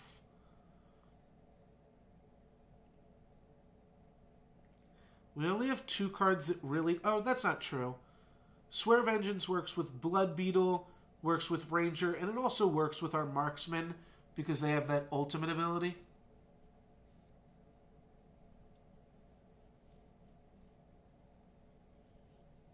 Might just want to cut this 7 mana card, though. 7 mana is a lot of mana. And it's 5 damage, but it's delayed by a turn. Yeah, let's cut this 7 mana card. The other draft wound up going 4 and 3. So positive win rate, but not super great. The deck wasn't that good, I don't think. So when we do this, it's like 16 lands. This deck is pretty low to the ground. A lot of 2-drops. Could potentially put in 1 more land over like a Smith's Hammer, which is pretty mediocre of a card. Though good with the long shots again.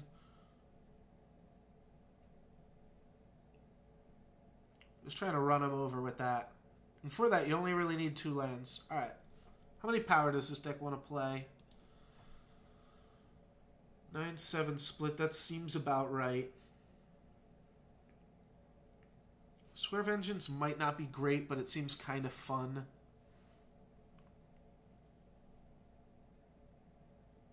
I think I like Magma Javelin. Outland's Brute and Lighthoof are both good damage push for the late game. Cannoneers seem fun, and if we can give the Cannoneers either unblockable or quick draw, we are making use of the 5/1 body somehow as well. Sparkbot's probably the worst card in the deck.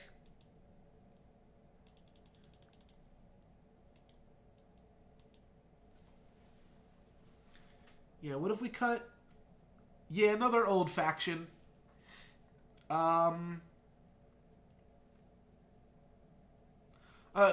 We didn't really have any good... That's not true. I had one good... In the first pick, I had one good... I don't know the name of this plus green. We had one good black-green card. But I picked up like a few Cannoneers in the first pack, and then we saw an Oni Ronin and just decided to move into red. The options were Oni Ronin or Pillar of Amar, but our deck was already going for long shot marksmans, so it's not really of a Pillar of Amar deck. More of an Oni Ronin deck for sure. I'm sure I will embrace the new factions eventually here. I almost did last draft, but just didn't quite pan out.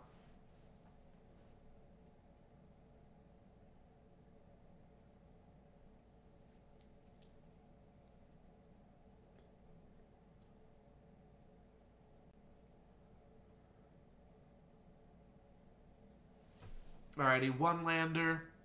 Blood Beetle, we're on the draw, though. Let's redraw.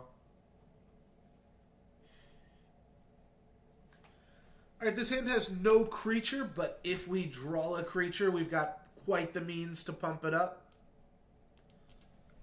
So we just have to get there. Yeah, maybe I should be playing a few more creatures here in my aggro deck. I think we're playing a lot, though, aren't we? Ugh.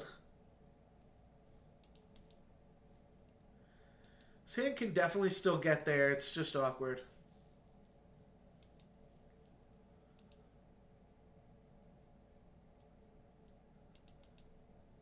Have to worry about like rebuke and shit like that now too. Oh, interesting. Yeah, they miscalculated their endurance.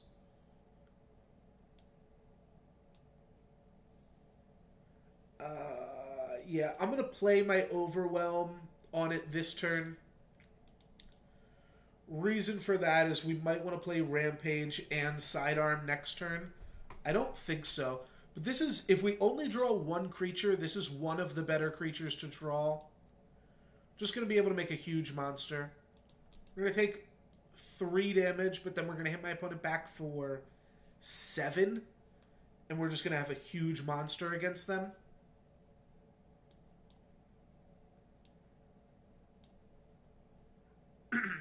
Oh, I almost hit the end turn button. That would have been bad. So I think I just threaten here also.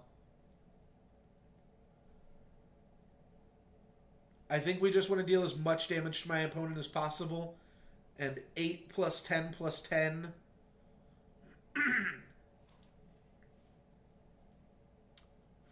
Fuck. It's really, really bad. We just got 3 for 1.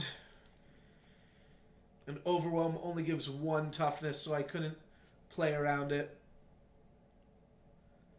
Oh, and then they played an Aerialist Trainer. Alright. So we're 0-1. 0-1 to start off with this aggro Rakano deck.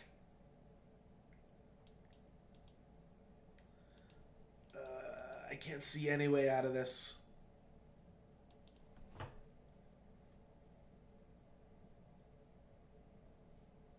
think I'm going to trade off for this 2-3 because it's got endurance anyways. Guess I'd rather trade off for the 2-4, but really they're the same.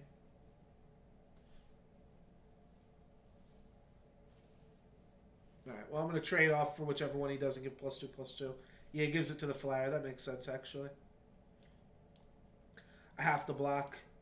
Otherwise, I'm taking 8.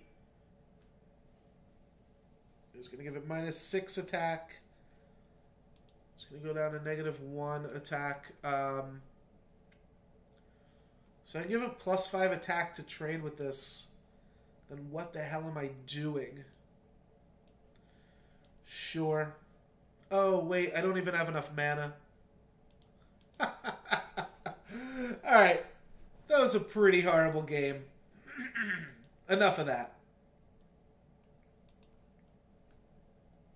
Man, I'm rusty. I knew I had 5 mana, but I forgot that I had spent 3 of it.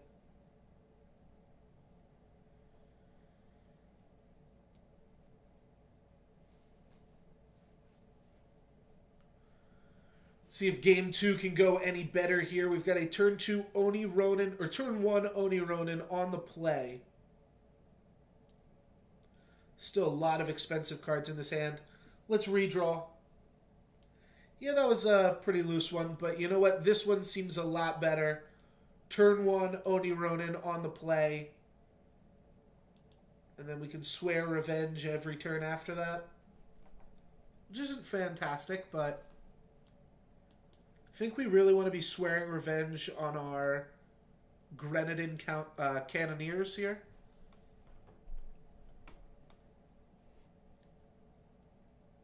Alrighty, draw a 5-drop rather than one of our 22 drops in the deck, but you know what? That's fine. So we want them to play a Temple Scribe here. We don't have it. Alright, Marksman's pretty good, though, to follow this all up with. Oni Ronin's so fantastic. Look at this.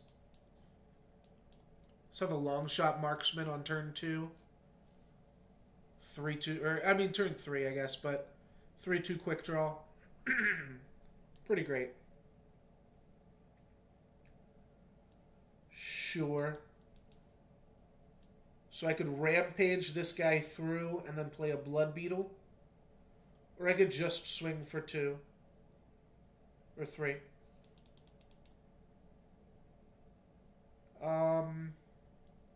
I think I like the Rampage and Blood Beetle line.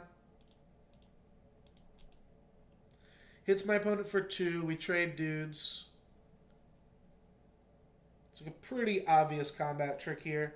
But Rampage means we're still 2 for 1-ing ourselves. But we get 2 Warcry triggers out of it. And 3 damage. Just gotta keep on the beats.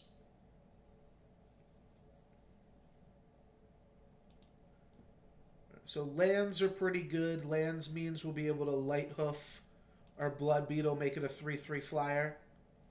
Praxis Displacer is going to bounce our Marksman. Okay. Just go Fire Sigil, play a 5/1, and pass the turn. We trade off our Beetle for their 4-drop, which is a pretty good trade. A 1-drop for a 4-drop, but I think we get better value off that later. Especially just because 1 more land means we have a 3/3 flyer.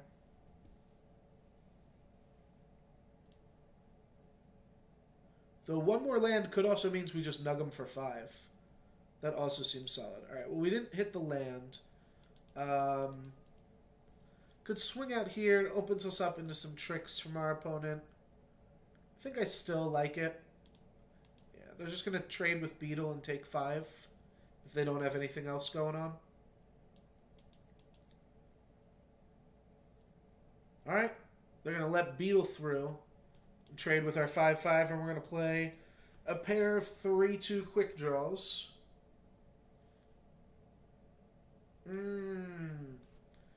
Well played. I appreciate that.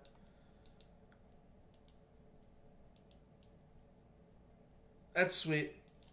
Well, my opponent's playing a lot of colors over here. Strangers have charge. Alright, well, I don't have strangers. I'm just going to counterattack, though. I don't mind dropping down to 22. I think I just want to play this guy out there.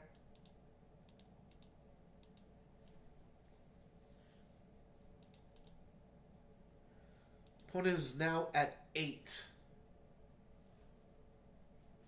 So they're splashing for strangers have charge. Okay.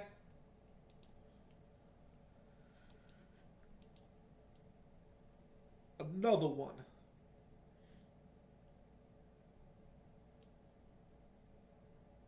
So I'm just going to get to give this revenge after they double block it. Sounds fine.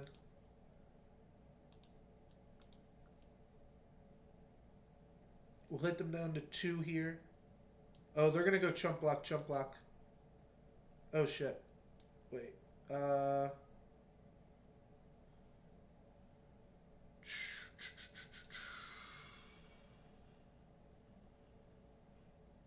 Oh, shoot. I could have played a Fire Sigil and ultimated one of these. I forgot these things even had ultimate.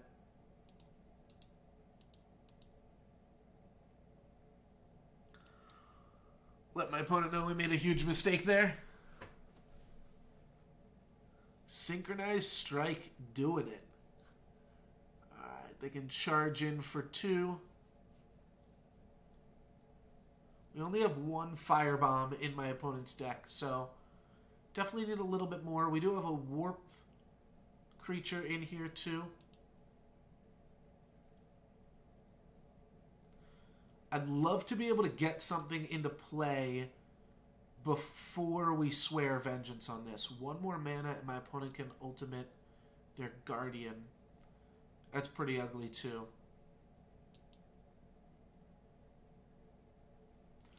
Alright, let's stay back on defense now. Yeah, lots of cards in the new set have ultimate. Totally forgot that these guys did. Hopefully didn't cost ourselves the game because of that. Alright, here's a Cannoneer. Cannoneer has to get blocked, and it also means we can swear vengeance on our Light Hoof now. So let's smack with the Light Hook. I'm pretty sure we will get the summon trigger again and be able to give our Cannoneer indestructible.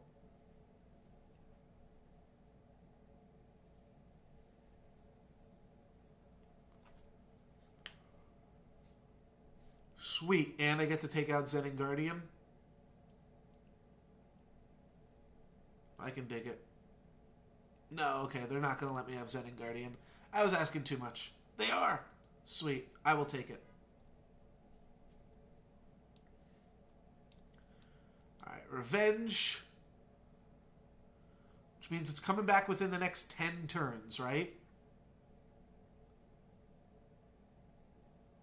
And then the fact that we get to kill Zen and Guardian means we should be able to make it a few more turns. Alright, so it's Destiny, and it gets shuffled back into the top cards of our deck.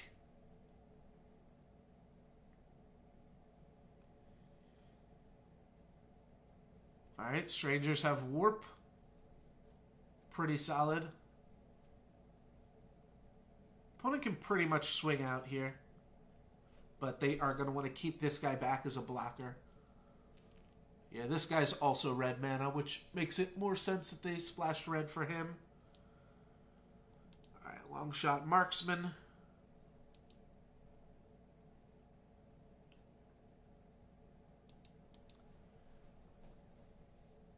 Long Shot Marksman is also lethal and has to get chump blocked.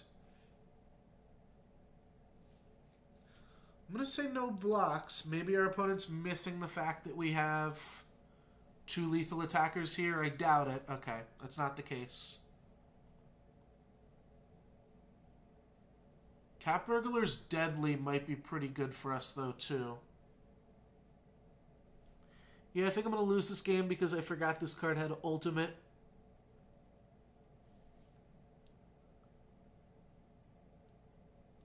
Yeah, we need 3 blockers, because otherwise my opponent's just going to A-space. No valid cards. My opponent is not sitting on a relic. Let's hang on to my Shadow Sigil for the time being.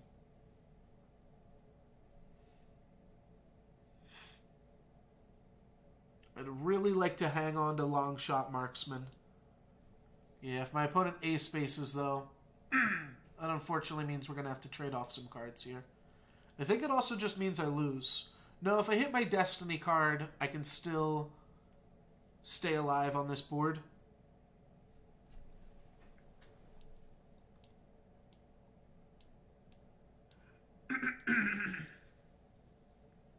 So if I hit my Destiny card, I'll have 2 blockers here. If I don't... Yep. We're dead. And you know what? After playing with it, I know we only got 1 game with it. I think I don't like the Revenge card here. So I'm going to take this out of the deck. Swear Vengeance. I think that's not great. I think we either want Sparkbot or Recogulator even. Probably not Tactic. Let's put in Back Alley Bouncer or Cabal Rogue. Let's put in Back Alley Bouncer. Just a blocker.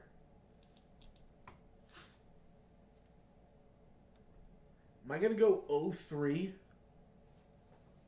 at Bronze? Yikes.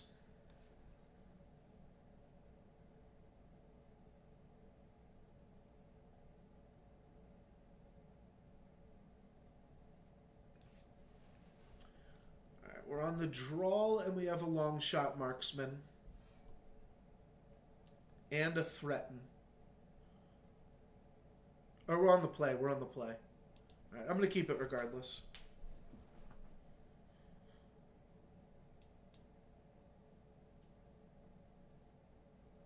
Yeah, Swear Vengeance you think is good. Oh, with an actual bomb.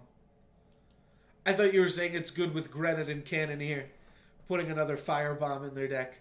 No, it's good if you put it on a better creature. Yeah. I mean, we put it on a creature that we would have won the game if we Destinied it. So that's like what you're supposed to do. But waiting for that card to come back within the next 10 turns or something, I don't think that's better than just having another creature.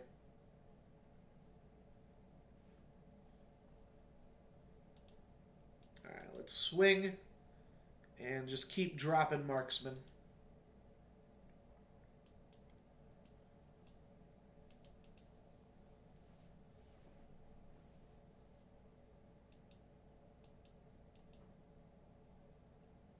Alright, opponent's going to Trailblaze end of turn. And put a card on bottom before drawing another card. So pretty much drew them 2.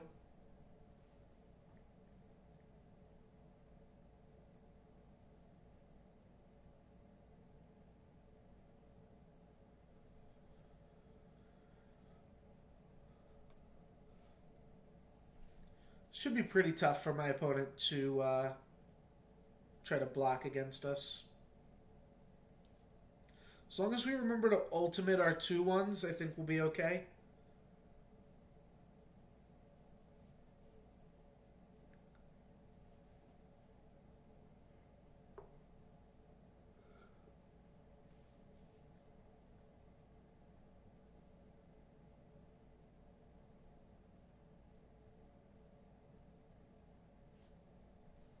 Alright, can't play Oni Ronin, but we can smack for 4. Should we threaten? I think we should not. I think we just gotta be content with attacking for 4 sometimes. Oh, you're kidding me. Oh, God. Alright, well, we lose. Just cannot beat a Stormcaller ever with this deck. Look, it kills every single card in my hand.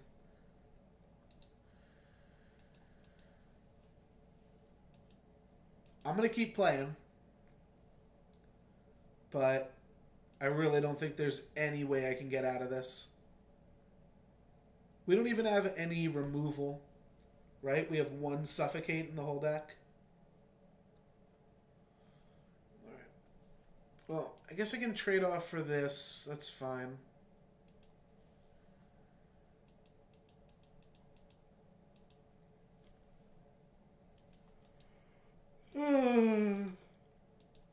That's awkward.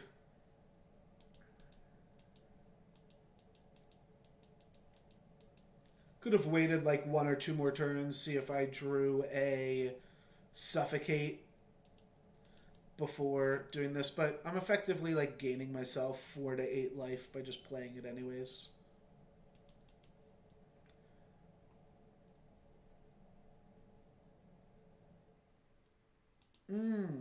Okay, well that's a way to make a creature survive. Put a weapon on it. Higher.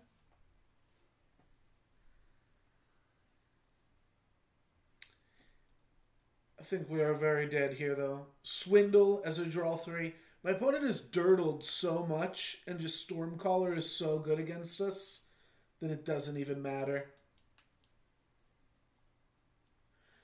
We shouldn't lose to a deck that spends this much mana doing so little. We also never drew red mana, but I'm not sure how much it really would have helped. Now my opponent's even got the tempo race on us.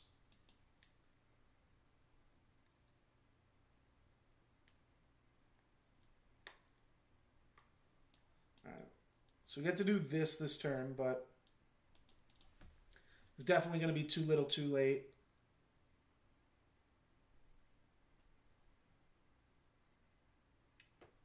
And if I draw a Sigil next turn, yeah.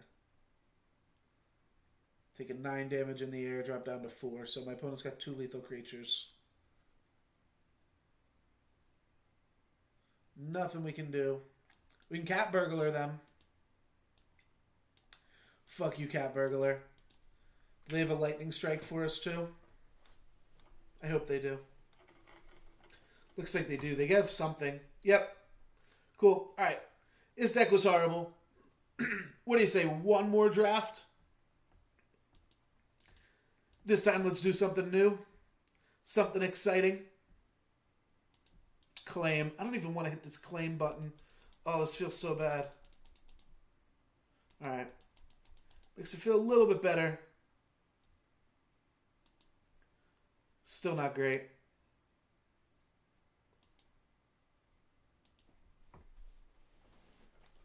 Down about 1,000 gold from when we started earlier today. Strangers have Overwhelm. It's also a 6 mana 7/7. That is a huge creature. Huh. 3 mana double damage weapon. 2 damage to an enemy or 1 damage to 2 enemies. Oh, that is really cool. You and your units all get +2 health. That's kind of cool. Gain health, gains that much attack. A stranger, a 0/7, a 2/0. I really like the Spell Shield Architect.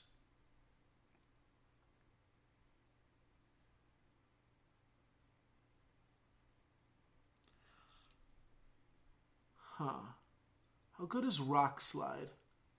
Seems really good.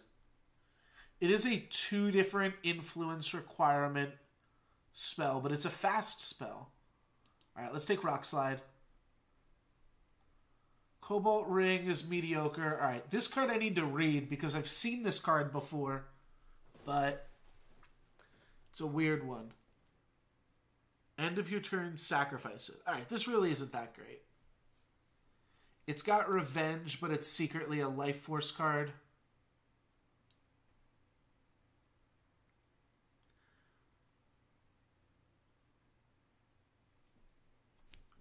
This is an expensive fast spell. It's a 6 mana kill spell. It's probably too expensive. Ridgeline Watcher seems like a pretty good rate. 4/4 Aegis. And this is a 3 mana. Oh, this is pretty good too. 3 mana 2/2 flyer and then 6 mana to make it a 4/4 flyer. I think I like Stormcrasher a little bit more than Ridgeline Watcher. But they're both pretty solid. This card, again, is really mediocre. I think I like Huru Banner the best. Oh, there's also a Huru Stranger. Cupbearer's good, you think? Doesn't seem horrible. Oh, Bolster is also interesting because you have to realize that it's also going to give you your Life Force trigger.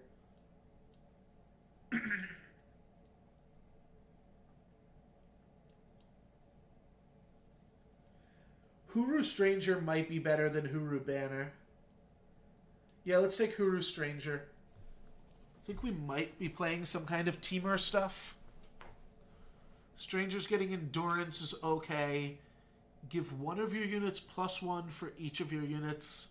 Nah, that's pretty bad. Negate an enemy spell with 4 or more. No. Kill an attacking enemy unit with 4 or more.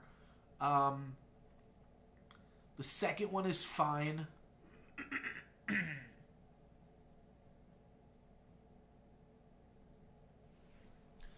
Second part is fine. I guess I'll take it. Is it better than your strangers have endurance?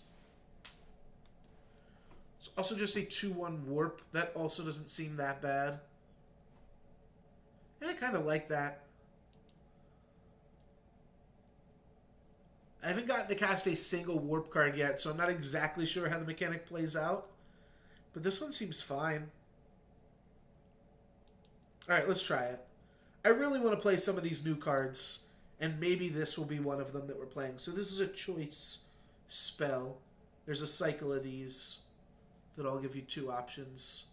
Maybe the last card was a choice too. I thought all the choices were 2 mana, but maybe the last one was Huru choice and costed 3. Negate an enemy spell with a single faction or kill an attachment with a single faction.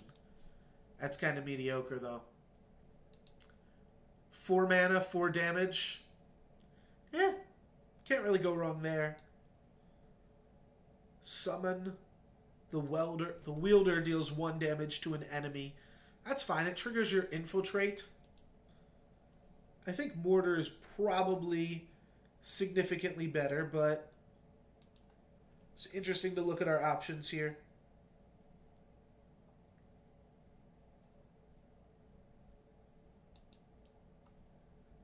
Endurance, ultimate, +2/+2. That's pretty good. Or we could take the owl. Right now we're still... whatever this is. I forget what blue-red is. But we're currently still that. Other than the one Huru Stranger. Now let's try to do this. Let's try to spark some people. I don't think I like Grenade. I think I do like this Aegis guy. Oh, I could also take a Sky... That's what it's called, Sky Crag. Could take the Sky Crag Stranger. I like that. Reckless, when it attacks, deal 1 damage to the enemy player. That seems very mediocre.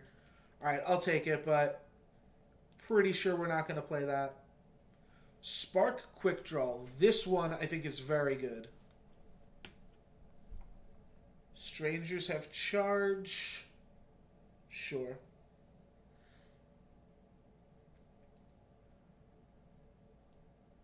I mean, Longshot Marksman is just so much better than Young Gun. I'm going to take Marksman.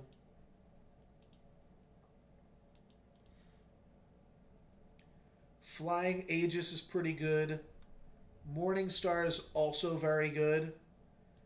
And pretty good in this color combination, too. But Waykeeper... it's just like always great all around. The goal here is to put Morningstar on an Aegis creature. Or even just on like a Pit Fighter or some shit. That'll be fine too. Cobalt Acolyte also really strong. And really good with Pit Fighter. Big Morningstar is a little bit better, but it's close. Levitate could be good, and Levitate works with Pit Fighter. It's also just a sweet card. Helps you get your Spark cards online, too. I'll take Levitate. Then I think I want Cobalt Acolyte, though.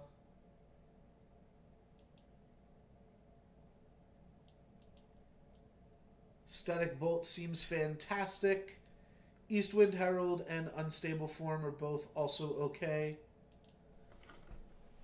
But Static Bolt, I mean, part of the strength of this deck has got to be the fact that you can burn your opponent out at some point.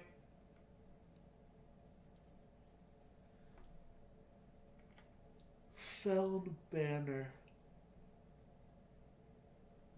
Arcano Stranger. Just mediocre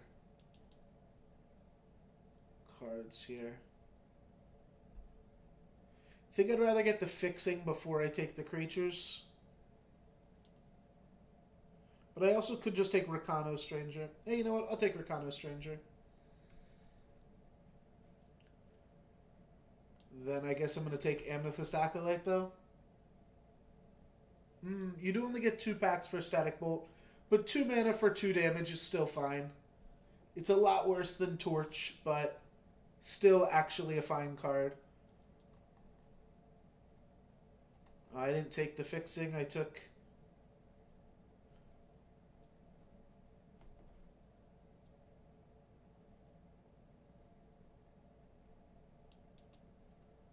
Yeah, I probably should have took the fixing so that I could play like Blood Beetle. Now I'm not sure what to do. I guess I'll take the fixing again here. Another Rakano Stranger.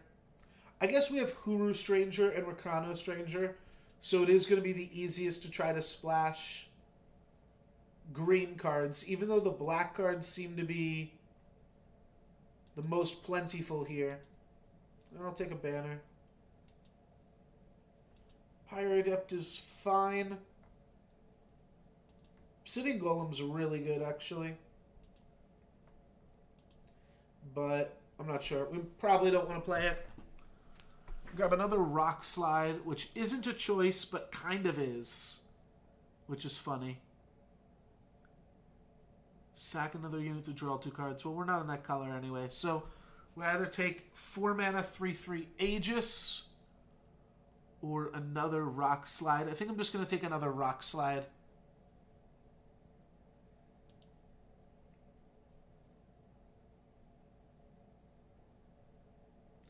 Flying Charge, but super expensive.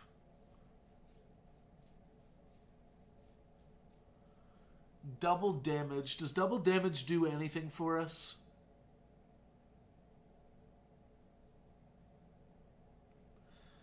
I mean, maybe, but it seems pretty awkward.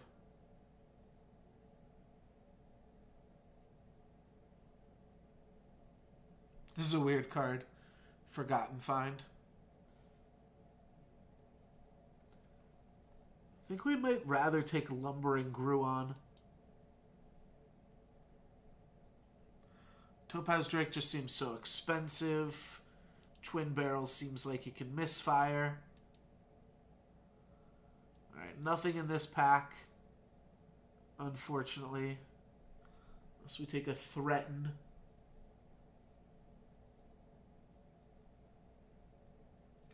Could splash one of these 2 cards kind of easily, but I don't think we really want to.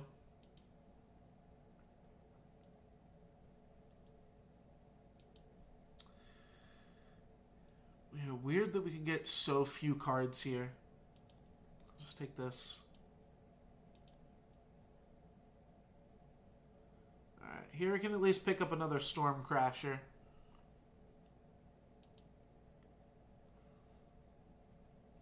I might have to read some of these. Mentor, the student. Oh, okay. Dragon Breath. Dragon Breath is fine. I guess it's a removal spell. We're low on creatures is the problem. We actually have a lot of kill spells.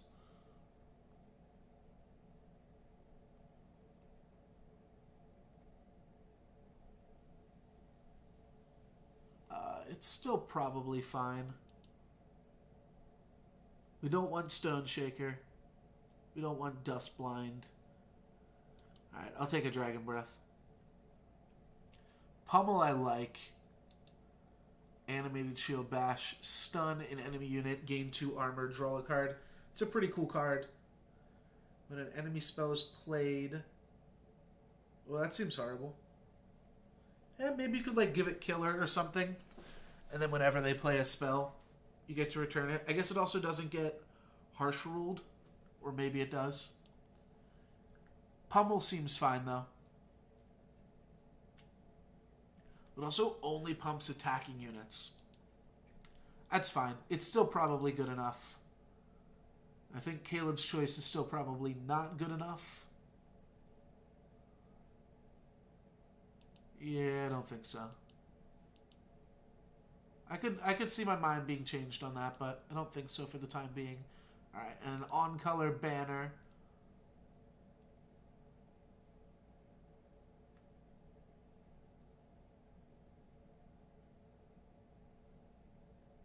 They're all bad. I'll take this one. Pick up a Cupbearer, but we're not going to play it. Alright, well, Recurring Nightmare I think is worth splashing for. But there's also a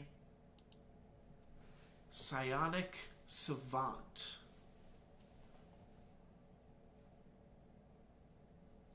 Yeah, deck's definitely not looking good. I think we want Recurring Nightmare, though. Got a Felon banner and a Stone Scar banner with which to splash it.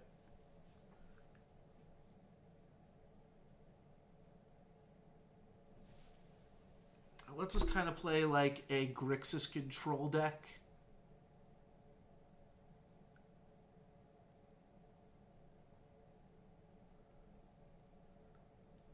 Our strangers don't help us cast it at all, which is awkward.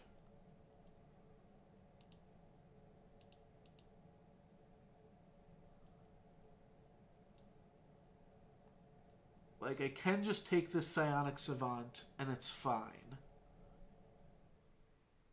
No, I'm going to take Recurring Nightmare. It seems sweet. It's one of those cards that can just win the game by itself, and our deck is bad enough that we kind of need some help in that regard.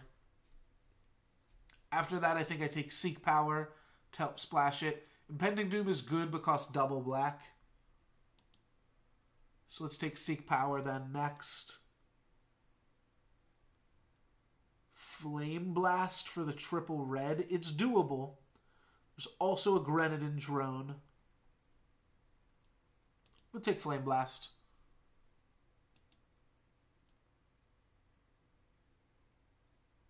Discards a unit of your choice. Interesting. Let's take Cobalt Acolyte. Amethyst Acolyte or Obsidian Golem. You know, these Obsidian Golems are good enough that I think we can splash them. Alright, let's take Obsidian Golem here. How much blue are we actually even playing? Thank you, Strax. Thanks for hanging out. I think it might wind up that we're actually splashing blue in this deck. For just, like, Mortar, Recurring Nightmare, Rock Slides. At which point, give me this Execute. And we'd go back and we'd put in the Huru Stranger.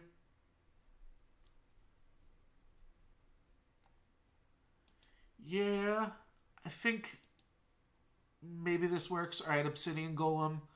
Keep them going.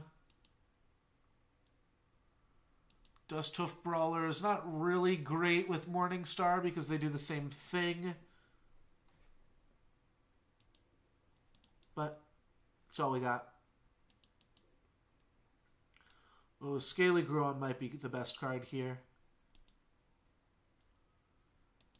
Even though it's like potentially a splash card. Darwood Rampager seems okay though. Alright, Humbug, we're definitely not playing.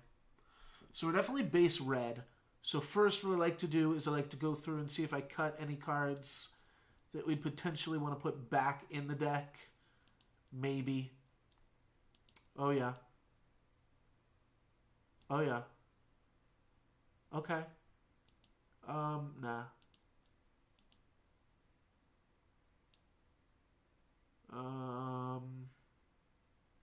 Probably not Rakano Stranger, but we'll put them in anyways. So this is 9 Shadow, 13 Primal.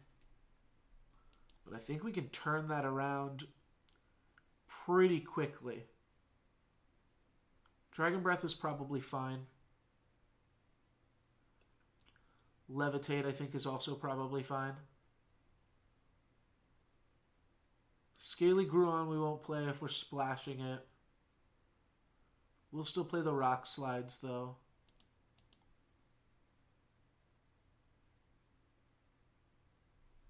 And the Storm Crashers are fine. Yeah, so now we're kind of like a balanced deck here.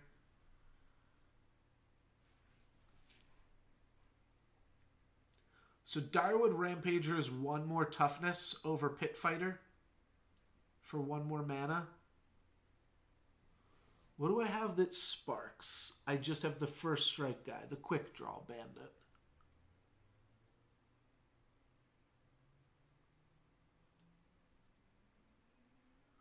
See, because Dusthoof Brawler triggers your sparks, but we only have 1 spark card.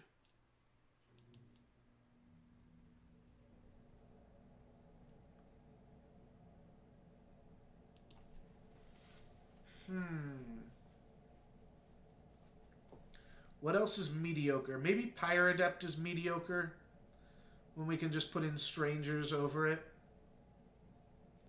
Yeah, we're going to play 2 of our Strangers. This one because it gives us blue mana. This one because it gives us blue and red. Also do have Seek Power, which is kind of... it's kind of a land. So currently we're kind of playing a 17 land deck already. But with 3 colors, I think I might want to play a little bit more mana. Even though our curve doesn't go super high. So I think I want to cut Pyrodept. So I think all the other cards have a little bit higher upside for us.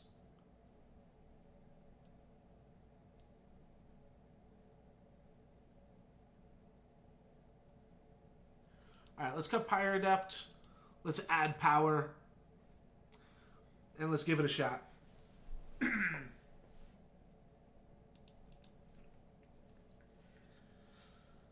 This deck's a little crazy. I don't think we have any double blue. We don't. So no double blue. We arguably don't need to be playing Levitate. But it's fine. If anything, it digs us 1 closer to Recurring Nightmare.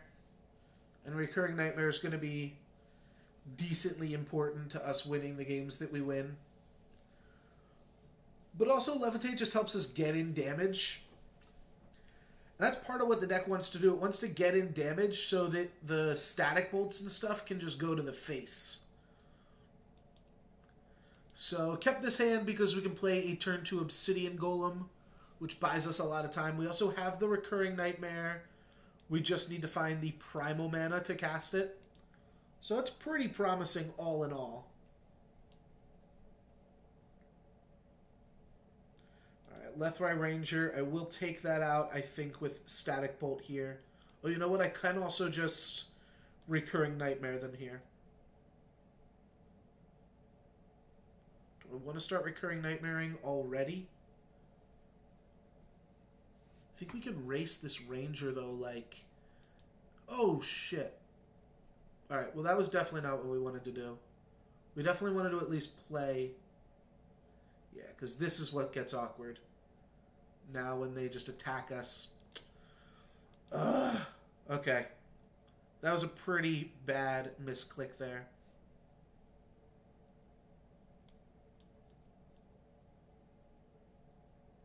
You knew they were going to have something too. So I'm pretty sure I wanted to static bolt. We also just like cost ourselves maybe, I don't know, infinite damage by one less turn with recurring nightmare attacking. That turn we probably wanted to Morningstar even too, but I just don't know if I could afford to do that.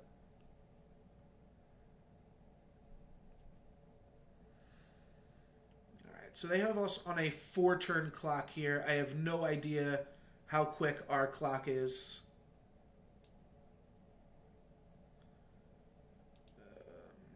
Let's just grab this. I think I want to spend my mana the next few turns. So let's just start doing this.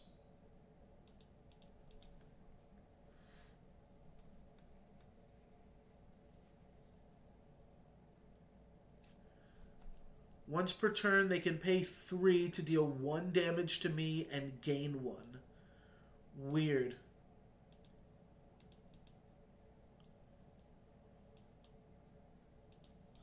Alright, well I have a blocker for Ranger this turn. Not sure if that's the plan or not. Probably is.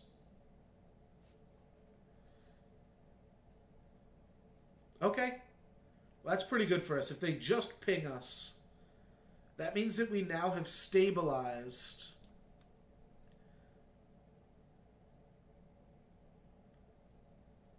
I think we just swing out, potentially static bolt this, replay Pit Fighter.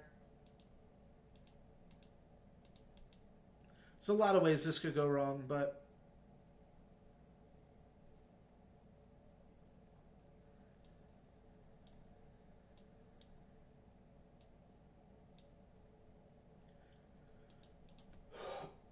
just playing some big monsters here. Now we have 3 threats to my opponent's 0 on board, so hopefully we can just tempo them out here. All right, 3/6 Overwhelm. So if I give this the +3,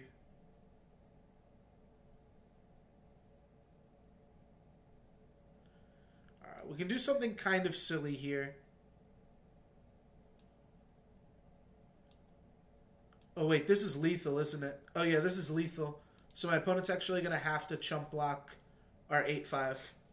I was going to say we can get in with the Infiltrate and then replay our recurring nightmare. Oh, they didn't block. Okay, I'll take that too. We played that game super sloppy because I accidentally hit the button.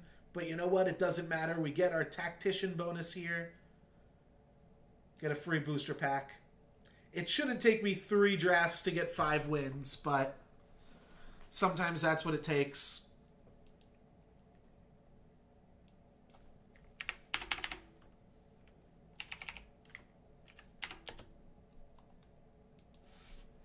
Alrighty.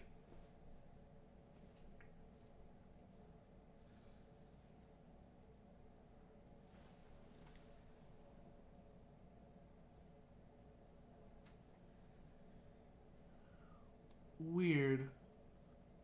It looks like there are black bars on the side of the screen. Alright, looks like there maybe are not. Drew our Warp card in the opening hand, but you know what? That might be okay. We've got perfect mana, so I'm not going to complain too much. Just play the Fire Sigil. I'm just going to seek power now, grab another Fire Sigil, because we've got the triple fire power surge burn spell in our deck, the Fireball, if you will. And hopefully we can get this Spark off for Quick Draw Bandit.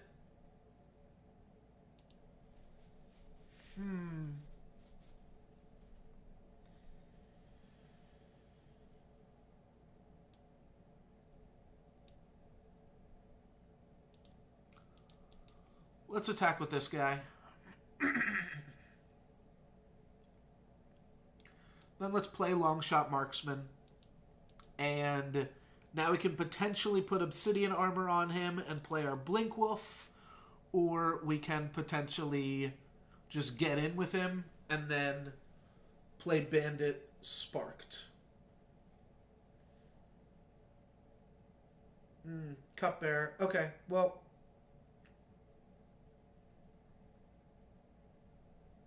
Yeah, we still have two options here. I think we go for the more mana-efficient option in Blink Wolf plus Obsidian Armor. Oh, but then my opponent gets to attack with Cupbearer. Alright, let's just go like this then.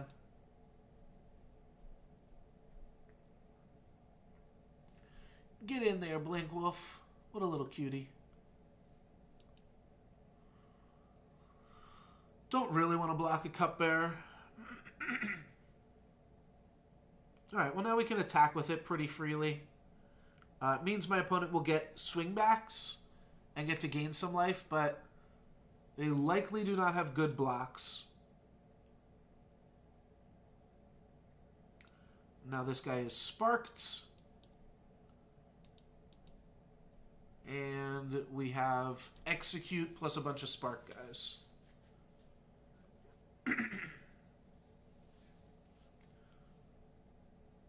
Next turn we also get to ultimate our dude. Then we get to swing for 10 quick draw damage. I'm going to say no block.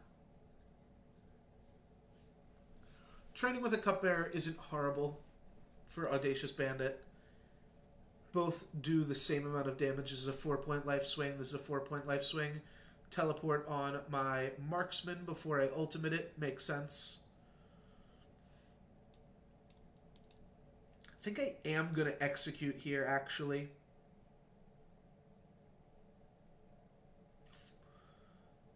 And then just play marksman. Let's attack first, see what happens. All right. Let's play marksman, and then let's execute one of these cups.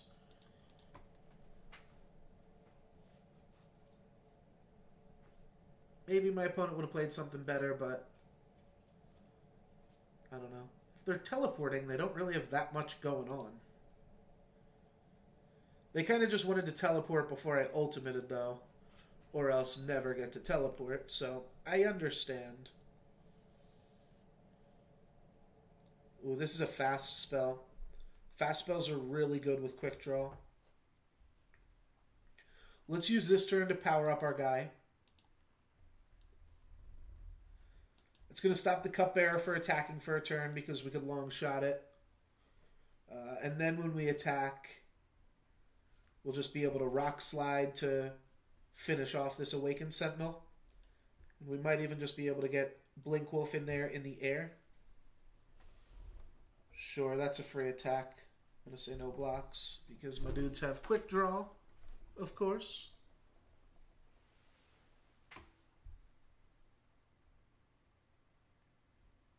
Could also just keep back Cobalt Acolyte and Blink Wolf so that we could block the Cupbearer, which will stop that from attacking. It's another reasonable line to take. We do have to think about what if my opponent decides to double block. Maybe we just want flying on Audacious Bandit if that's the case then. Alright. Let's get Bandit in the air. And we're going to telegraph a very obvious combat trick with Longshot Marksman coming in on the ground here.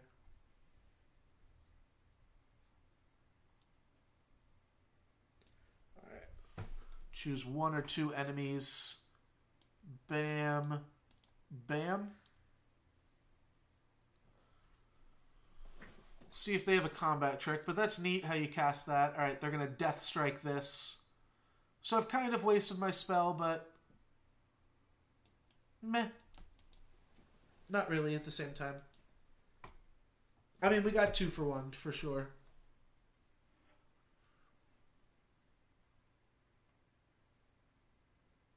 Ooh, Lifesteal. It's only Lifesteal this turn, but it's Lifesteal nonetheless. They're going to gain 8 life points and go up to 22. We're going to go down to 10, and they're going to have a creature They can kill us in 2 hits. Still have a 4-2 flyer. Oh, they're getting back their cup. Bigger cup for me. Alright, the guy doesn't have lifesteal anymore, but we're still dead in pretty short order here. I think I have to pummel just to look at the top card of my deck right now. Yeah, that is going to go on the bottom.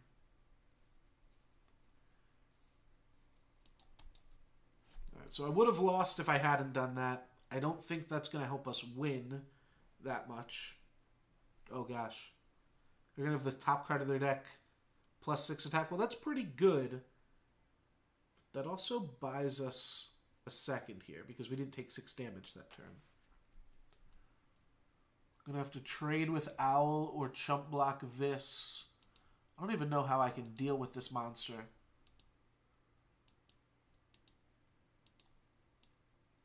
Let's just trade here. Oh, that's lethal. Oops. Alright, that leaves us 1-1.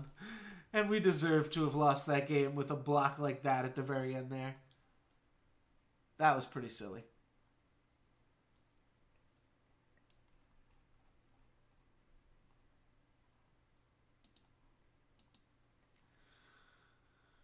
That's a pretty silly one.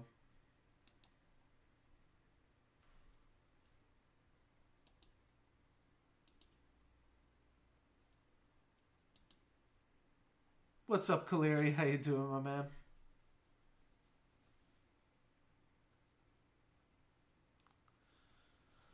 Been waiting for the new cards to come out for Eternal. So haven't been streaming too much. But I do want to get on Soulforge as well. That is definitely in my plans now. Kind of got the bug again after playing a little bit the other day. I'll keep this. It's fine. It's nothing special, but 5 lands, 2 reasonable spells. Let's lead with Primal Sigil. You know what? I should always lead with Fire Sigil. Because I might not want to play Rockside. I might want to play an Obsidian Golem.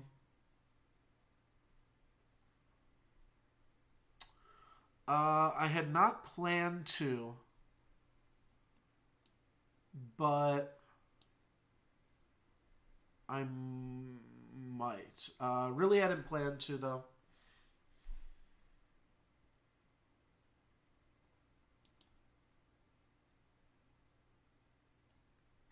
There's ways that this could go wrong with waiting. But now we get to find out if they have a spell. Alright, they don't have a spell. Sky Snapper. Alright, that's a little bit unlucky that we aren't able to just throw 1 point of damage on that, but we can block it with this. Plan is to just buy our time and then play a Recurring Nightmare. Static Bolt to finish that off. Alright, so we need another Rock Slide now. Or control a huge Pit Fighter. That works too. I don't think I want to mortar the Sky Snapper, so I didn't go for it. I'll mortar it if they put more shit on it. Kind of want to mortar them now, actually. Well, Obsidian Golem is a great draw. It's pretty much always a great draw, but it's a good draw here as well.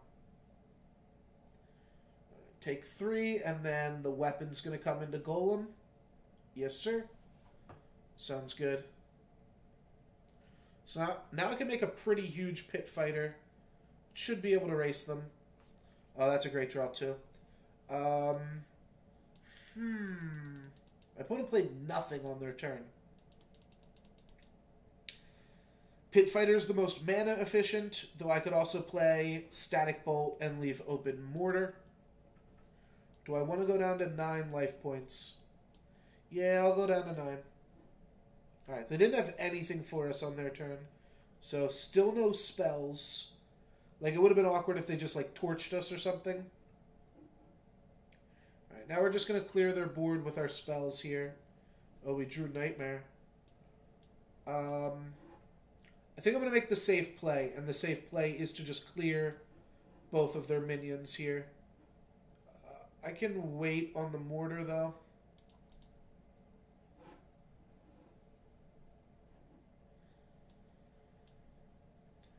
Keep our life total at a healthy 9. Oh, they have a spell, but it is not one good enough to save our dude. Alright, a Magma Javelin's going to come in, clear this off. So is Recurring Nightmare going to succumb to a torch? Hopefully not. We're going to kickstart our Recurring Nightmare. That gives it +3 attack instead of +1 attack. I'll just play the Primal Sigil.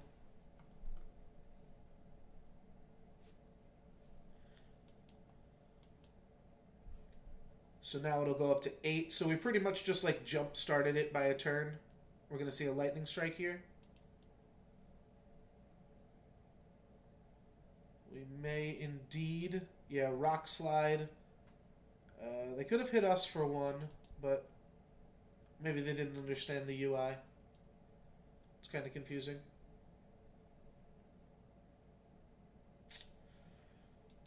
Alright. I think we can still make it out of this alive. Execute's a pretty good one.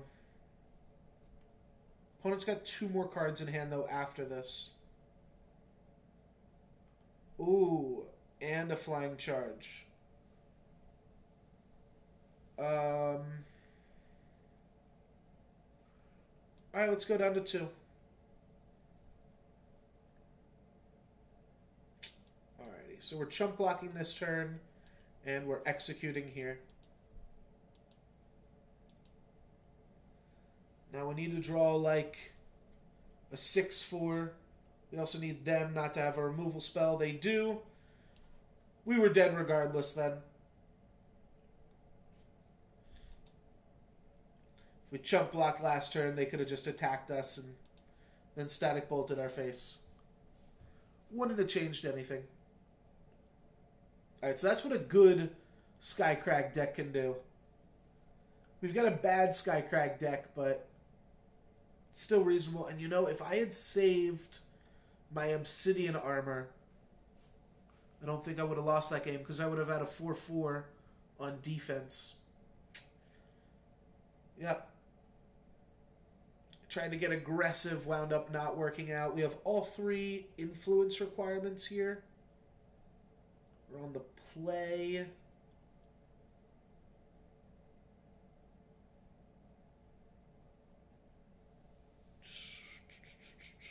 Alright, I'll keep.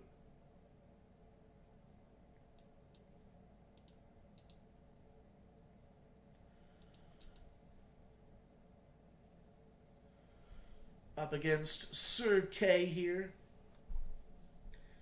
And you know what, Sir K? I'm going to take all the time I need to figure out if I want to mulligan or keep these hands.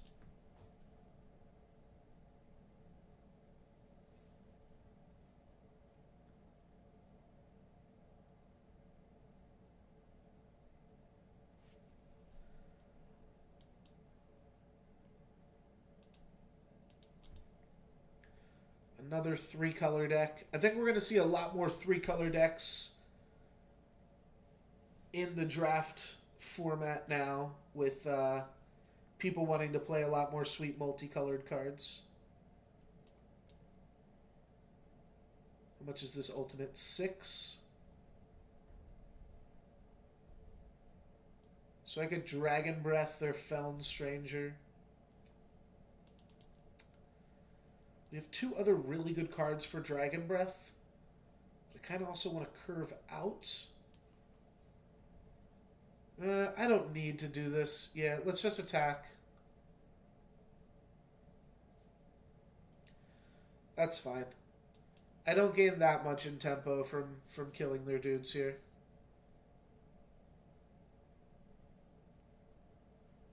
Oh, wow. Okay, and then they're going to pump up this guy.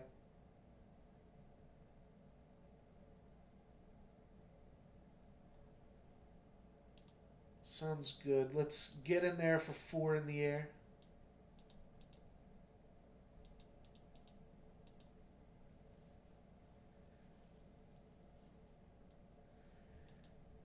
pretty much trading even on damage here. That's going to stop our attacks, but it's not going to harm our ability to block. And if we can draw one more mana, we get to then start playing all of these dudes. Sounds good. My opponent can trade their 2/3 flyer for my 2/2 flyer. I will accept that trade. Not sure exactly what they were looking for there off Inspire. We can also trade our 2/2 flyer for their 3/3. Means we take slightly less damage in the meantime, but I'm just going to wait till I can play another ground creature here.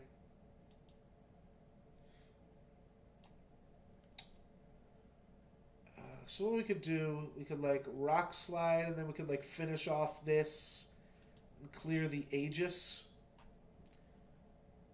Seems pretty mediocre.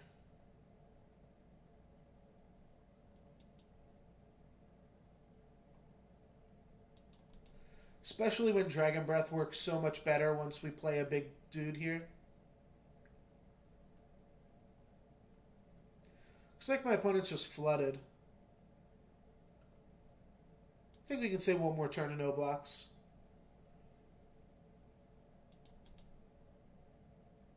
Also considering it because if I draw like another Rock Slide, that's pretty good. So I think I attack with both here. Whichever one he blocks, I pummel. Then post-combat, we Dragon Breath and kill off the big sparring partner. So let's just swing out. Alrighty.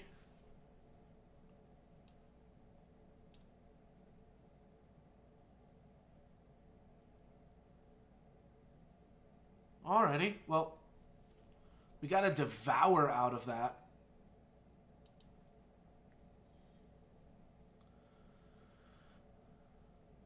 Oh, I get to place this on the top or bottom. Let's go bottom here. Let's fight, and then let's Dragon Breath to finish off sparring partner. Oh, it's exhausted, so I cannot. Okay, that is a worse play than I thought it was. I forgot you had to exhaust with Dragon Breath. Okay. Well, my opponent got to draw 2 cards, so they should definitely have a play this turn. It's a Valkyrie Militant and a Storm Crasher. Okay. Oh, and they're going to get to ultimate their Storm Crasher.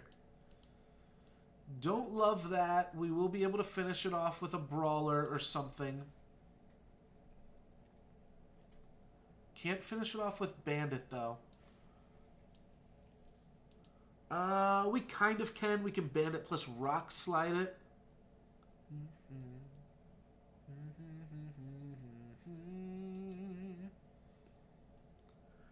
Could also just trade off our Bandit with sparring partner there. Alright. That will say no blocks too. It's just a spell, not a fast spell. But I put it super flooded.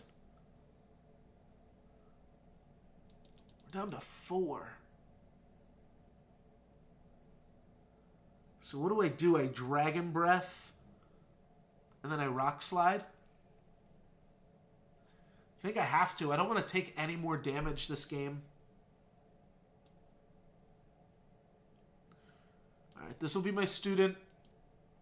Let's do this. Let's clear this and then hit my opponent for 1. And the rest of my guys are going to stay back on defense. My opponent doesn't have any fast spells right now. This attacks will double block it. Oh gosh.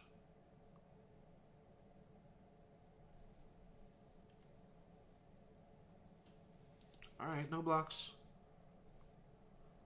I've got chump blocks for 2 successive turns here. And I can take a hit from it one more time. Goal is to get this guy up to ultimate so that I can start blocking it as a 4/4.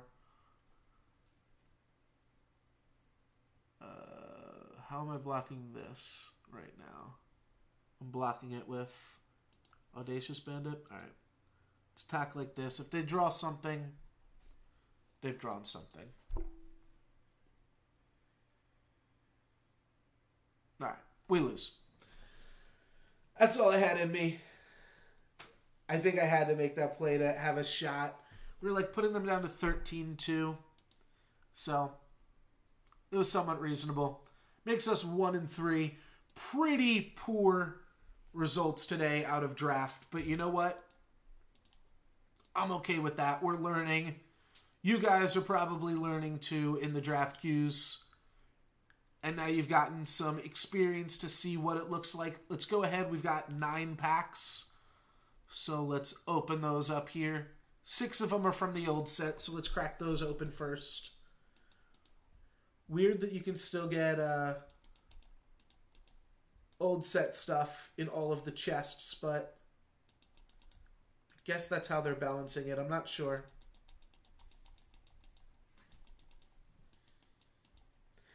I'm sure there's a chance to get the new packs, right? It's weird. And you also do open up 2 packs of the new set while you're actually doing the draft. So you open up some new cards just like that too. And maybe if there's less cards in it, this helps to bridge the gap a little bit. All right, let's read some of these guys. Flying Lifesteal. Vanilla, Slay is Kill a Unit. All right, we've seen most of the commons at this point. Cripple's a funny one. Banish, kill an enemy unit or relic with 4 or less cost. Strangers have +1.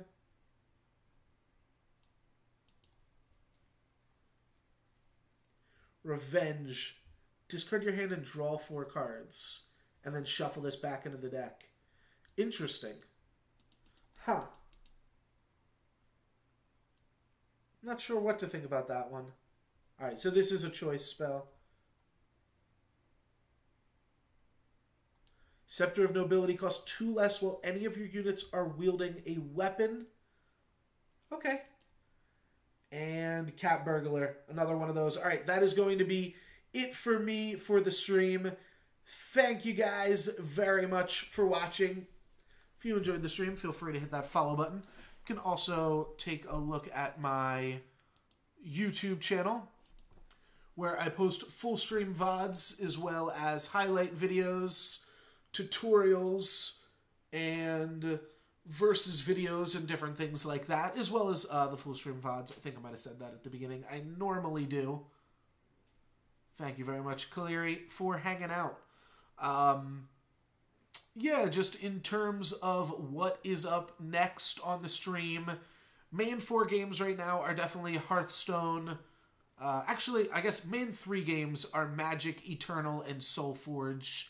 And then a little bit of Hearthstone want to break into, and a little bit of Duelist. I will probably try to get more into Hearthstone with the next expansion that comes out. And Duelist, just, I don't know, it seems tough to stream because the game is a very tough game to play. But having fun with Eternal and Magic for right now. If you check out my Imager page, which you can find links to it from like my other Imager stuff, I posted a vintage deck list, and I want to start streaming some more vintage. So that is also in the pipeline. There's a vintage tournament that starts on Magic Online in 15 minutes. I don't think I'm going to play that one, but I will potentially be back in 15 minutes. We'll see. I'm not counting on it. But then, yeah, do want to do some soul forging and create some new player content for that, as well as some more Eternal card gameplay as I try to figure out this new set. Seems complicated, and I'll build some new decks, I'm sure. And that's it. But thank you guys very much for watching. I'll see you next time. Thanks. Peace.